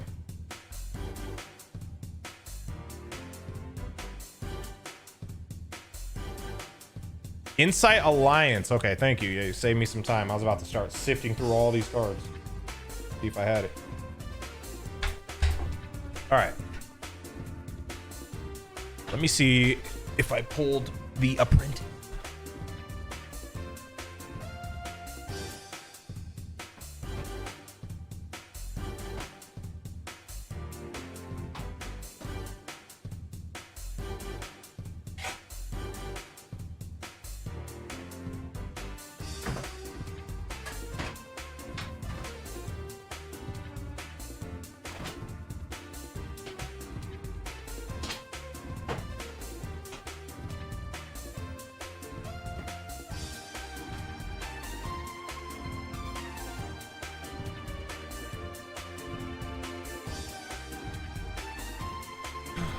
Aelin. Let's see.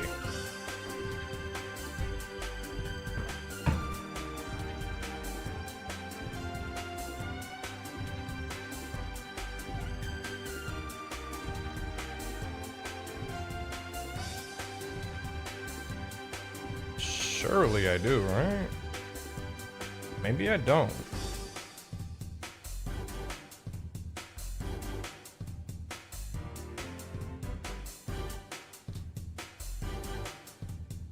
Wow, I'm Rhyme. I am summoned Azamina. Ah, I am Rhyme. I am summoned Azamina. I am Rhyme.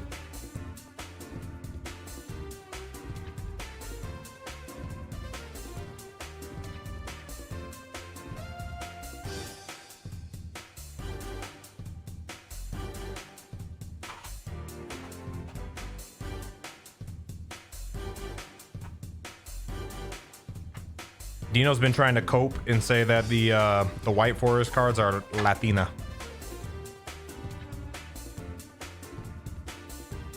He's Copenhagen. They are?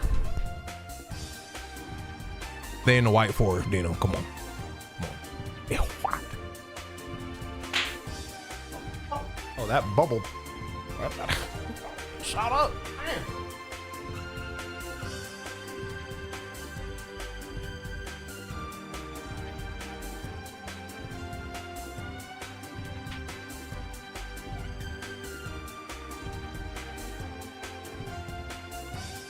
Not gonna lie, I thought for sure I had at least one apprentice.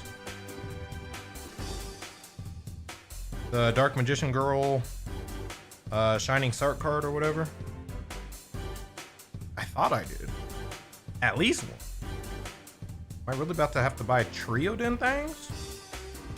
I'm gonna finish the opening too, but I want to like start getting my Dark Magician deck kind of built. Get it built a little bit, you know what I'm saying?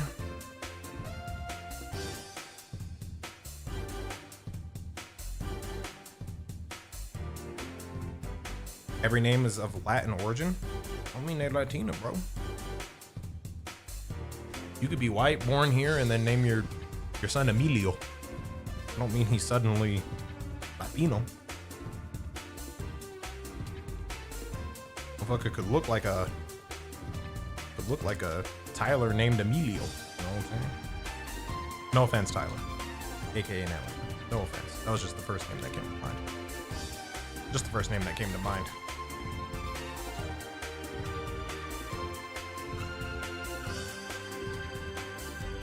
Bellstar built like a Latino. All right, bro.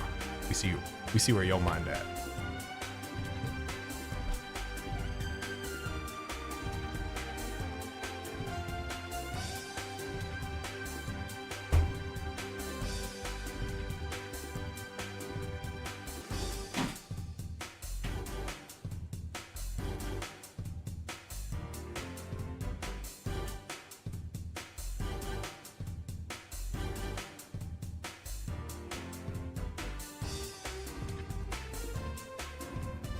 All right, I think I have him somewhere. I just don't know where, so I'm gonna have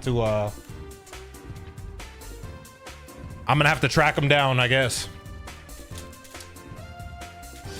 Just buy 30. They're expensive right now, though. That's my only thing. I feel like I know I have them. I just don't know where they're at because, again, I got a little bit of a card crisis. Got so many all over the place. First time peeping your stream? Hey, bro, welcome in.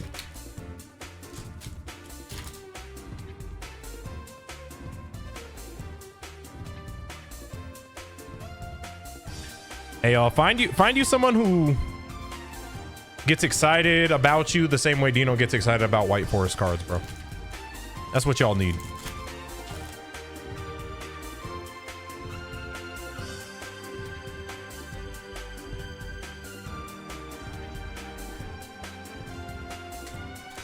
I'll take some off your table. Right.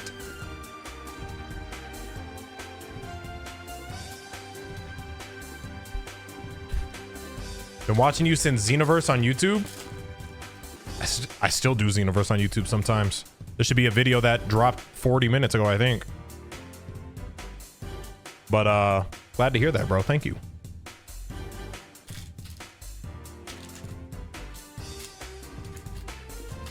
So you should see the vision, Gangy. What's the vision? Like, what is the vision, bro? Like, what about those cards change if they are, bro? They watched Bad Bunny instead of Chris Rock at the Super Bowl? Is that what changes?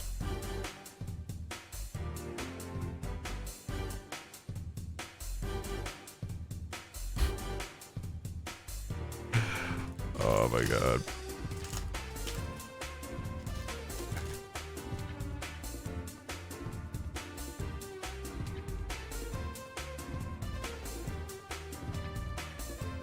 Arm Dragon level 10.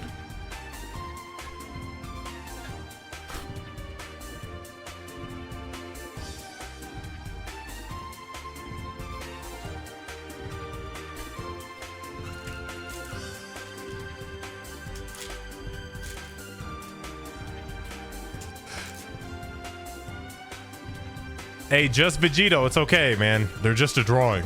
It's just a relax. It's just a drawing. Shark Drake. Drake. Drake.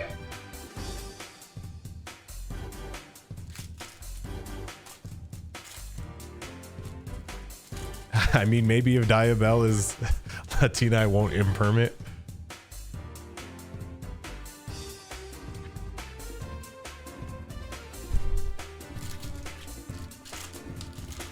You bruvs are tripping, bruv. In it, bruv.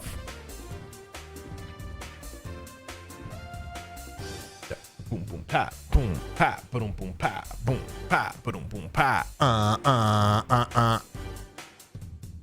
All right, this is our last box of maze. I hope we get secrets. That would be Q. That'd be nice.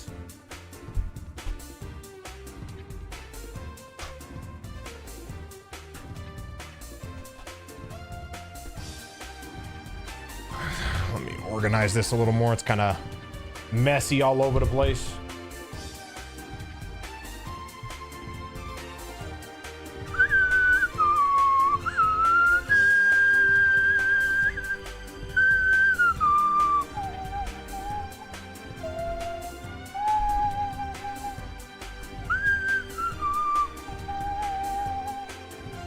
All right.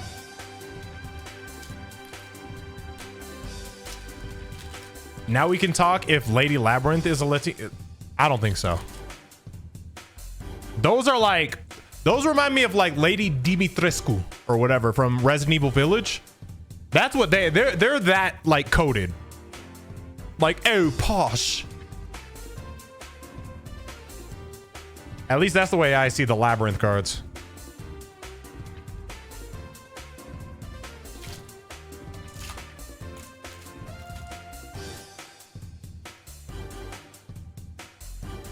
I ordered the last two QCR DMGs I needed and they were already in San Diego. That's funny.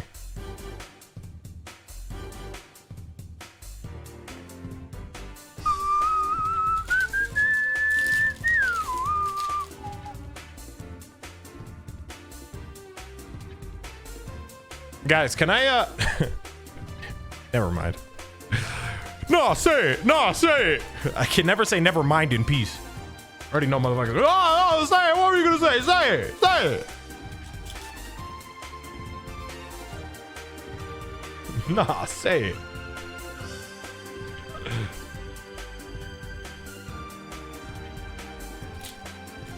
Okay, here. Have you guys seen those debates when they're talking about Goku and then they're like if there was a live action, what ethnicity? You know what I'm saying? Like, would it be okay if this person played him or that person played him? Based off of, you know, race, ethnicity, and stuff like that. I feel like my take on that could be controversial, but I don't think it matters based off of that because he's an alien. Like, I understand because I've seen people say like all but his wife, all but his kid, all but his, yeah, okay, all of them. I understand they should be 100%. Anyway. That's why I said never mind, because I feel like, I don't know. You should play. All right, I'm not saying me. I'm just saying somebody who like actually fits the look. You know what I mean? It shouldn't be based off of race. It should just be based off of appearance. You know what I mean? I'll play Oob.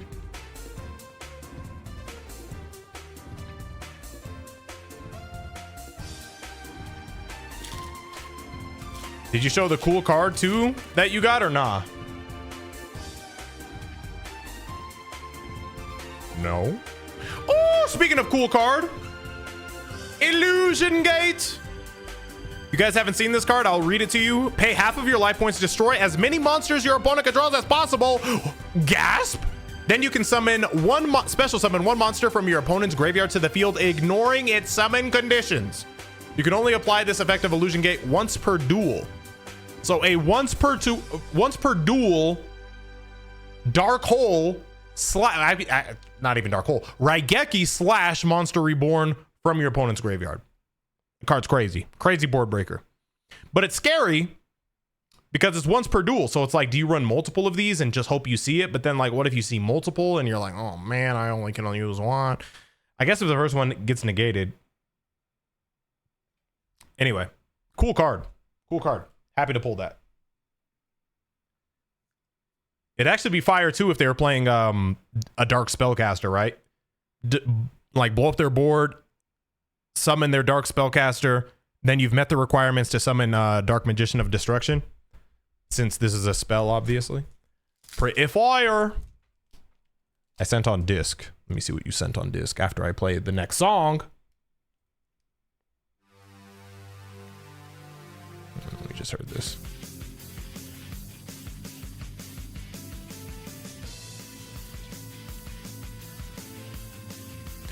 Yeah, I don't.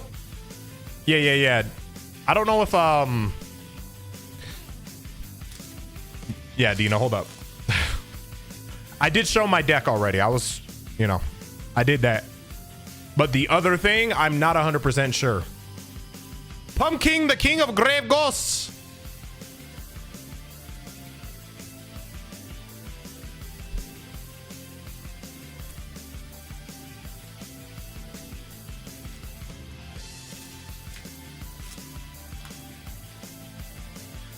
Yeah, Dino, you're working out, but I went over card for card my Archfiend deck that I played at the regional, and all of the and obviously I got almost all of them in burst.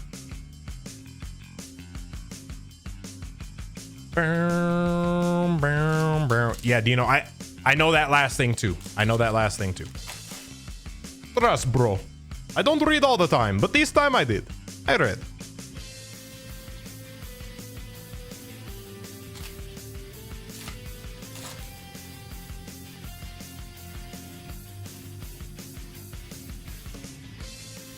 Actually crazy. 5 box into Mesa Muertos. Haven't seen Secrets of Dark Magic. Isn't a Dark Magical Circle in here too? I've not seen that either.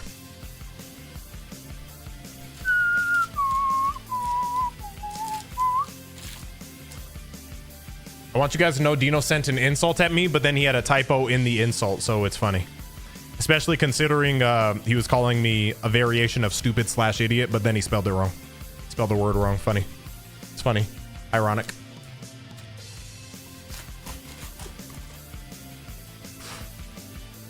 Insult negated. Minor spelling error. Insanely low printed. Some have said about 1 per case. 1 per case is crazy. It's a good thing. Ooh. That's pretty. Winged Koribo. That works for the Chibis. Obviously, Karibo. It's like the Chibi mascot of Yu-Gi-Oh! I'm gonna be nice the rest of the day. Good. Because now I can capitalize and be even meaner and have no repercussions. You freak.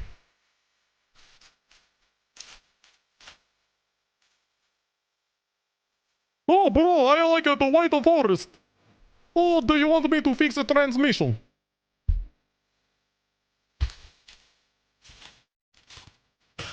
Oh, they are Latina, bro. Trust. What are you gonna do, huh? What are you gonna do?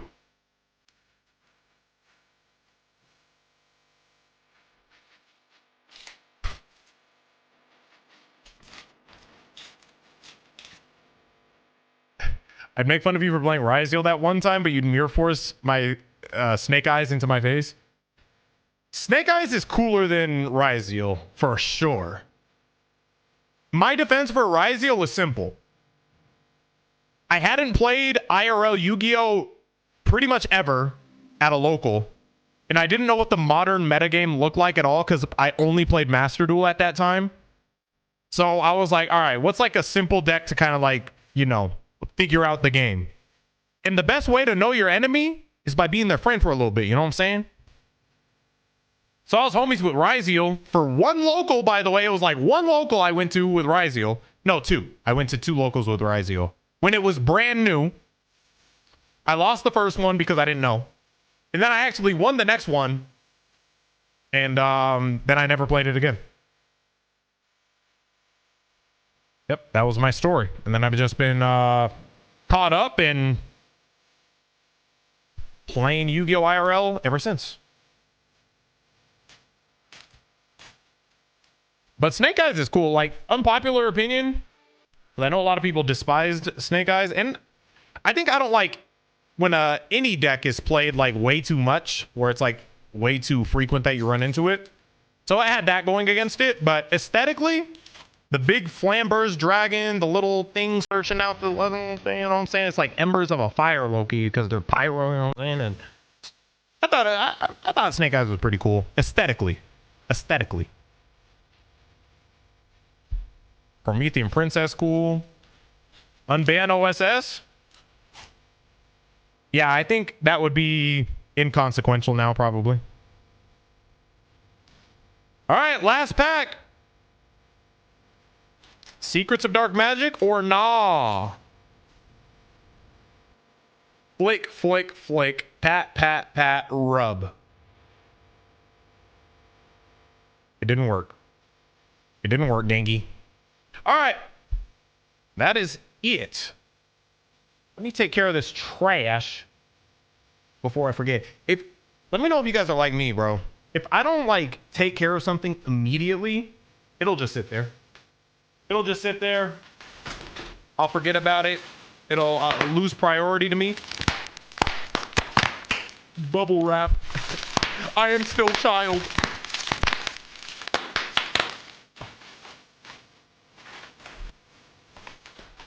This is some good bubble wrap right here. Hold up. Look how like girthy the bubbles are, bro. It's some good bubbles, bro. Hold up. Let me hit him with the. Let me hit you with the legendary. It's like fireworks in this bitch. Oh, y'all. Yeah. Why you say girthy? Because like the bubbles are girthy. You know, like they're. You know, you have those itty bitty bubbles. These are like the thick firecracker. Bubble wrap. Is that really annoying in you guys' ear, or is it like whatever? How many boxes did you open? I opened 5 Maze of Muertos, 4 on stream, 1 off stream, and then I opened 2 Burst Protocol before that. It's okay on mobile? Okay.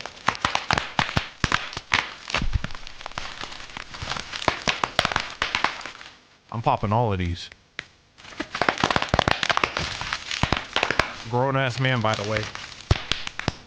Yes. Yes. Yes. It's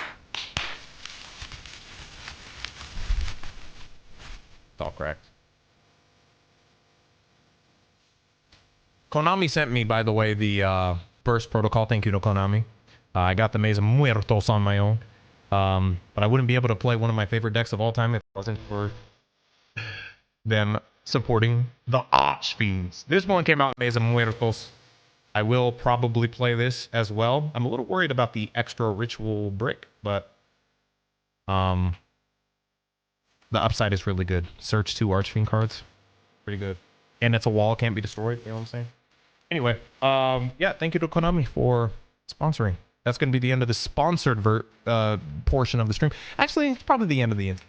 Let me be real. What else am I going to do? 30 minutes left? You know what I'm saying? Let me take a look at a thing really quick. Just take a look at the thing, make sure I'm not missing nothing, you know, tight, you know what I'm saying? Just, you know, take a gander real quick, make sure I'm not, you know what I'm saying? I think I'm good. I think I did everything, you know what I'm saying? Yeah, tight. Dion playing IRL Dokkan? Okay. Because I was popping bubbles. I like that. That's a bar. Nobody tell Nano. Don't get Nano too excited. I didn't even open this document. Whatever. Probably good. Anyway, show us that concept for DR on your main account. No. I just don't want to spoil.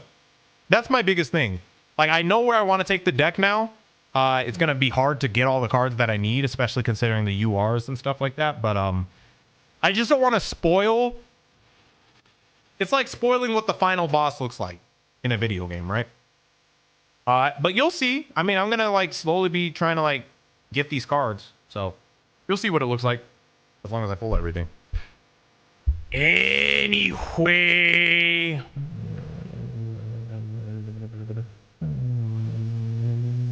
Yeah.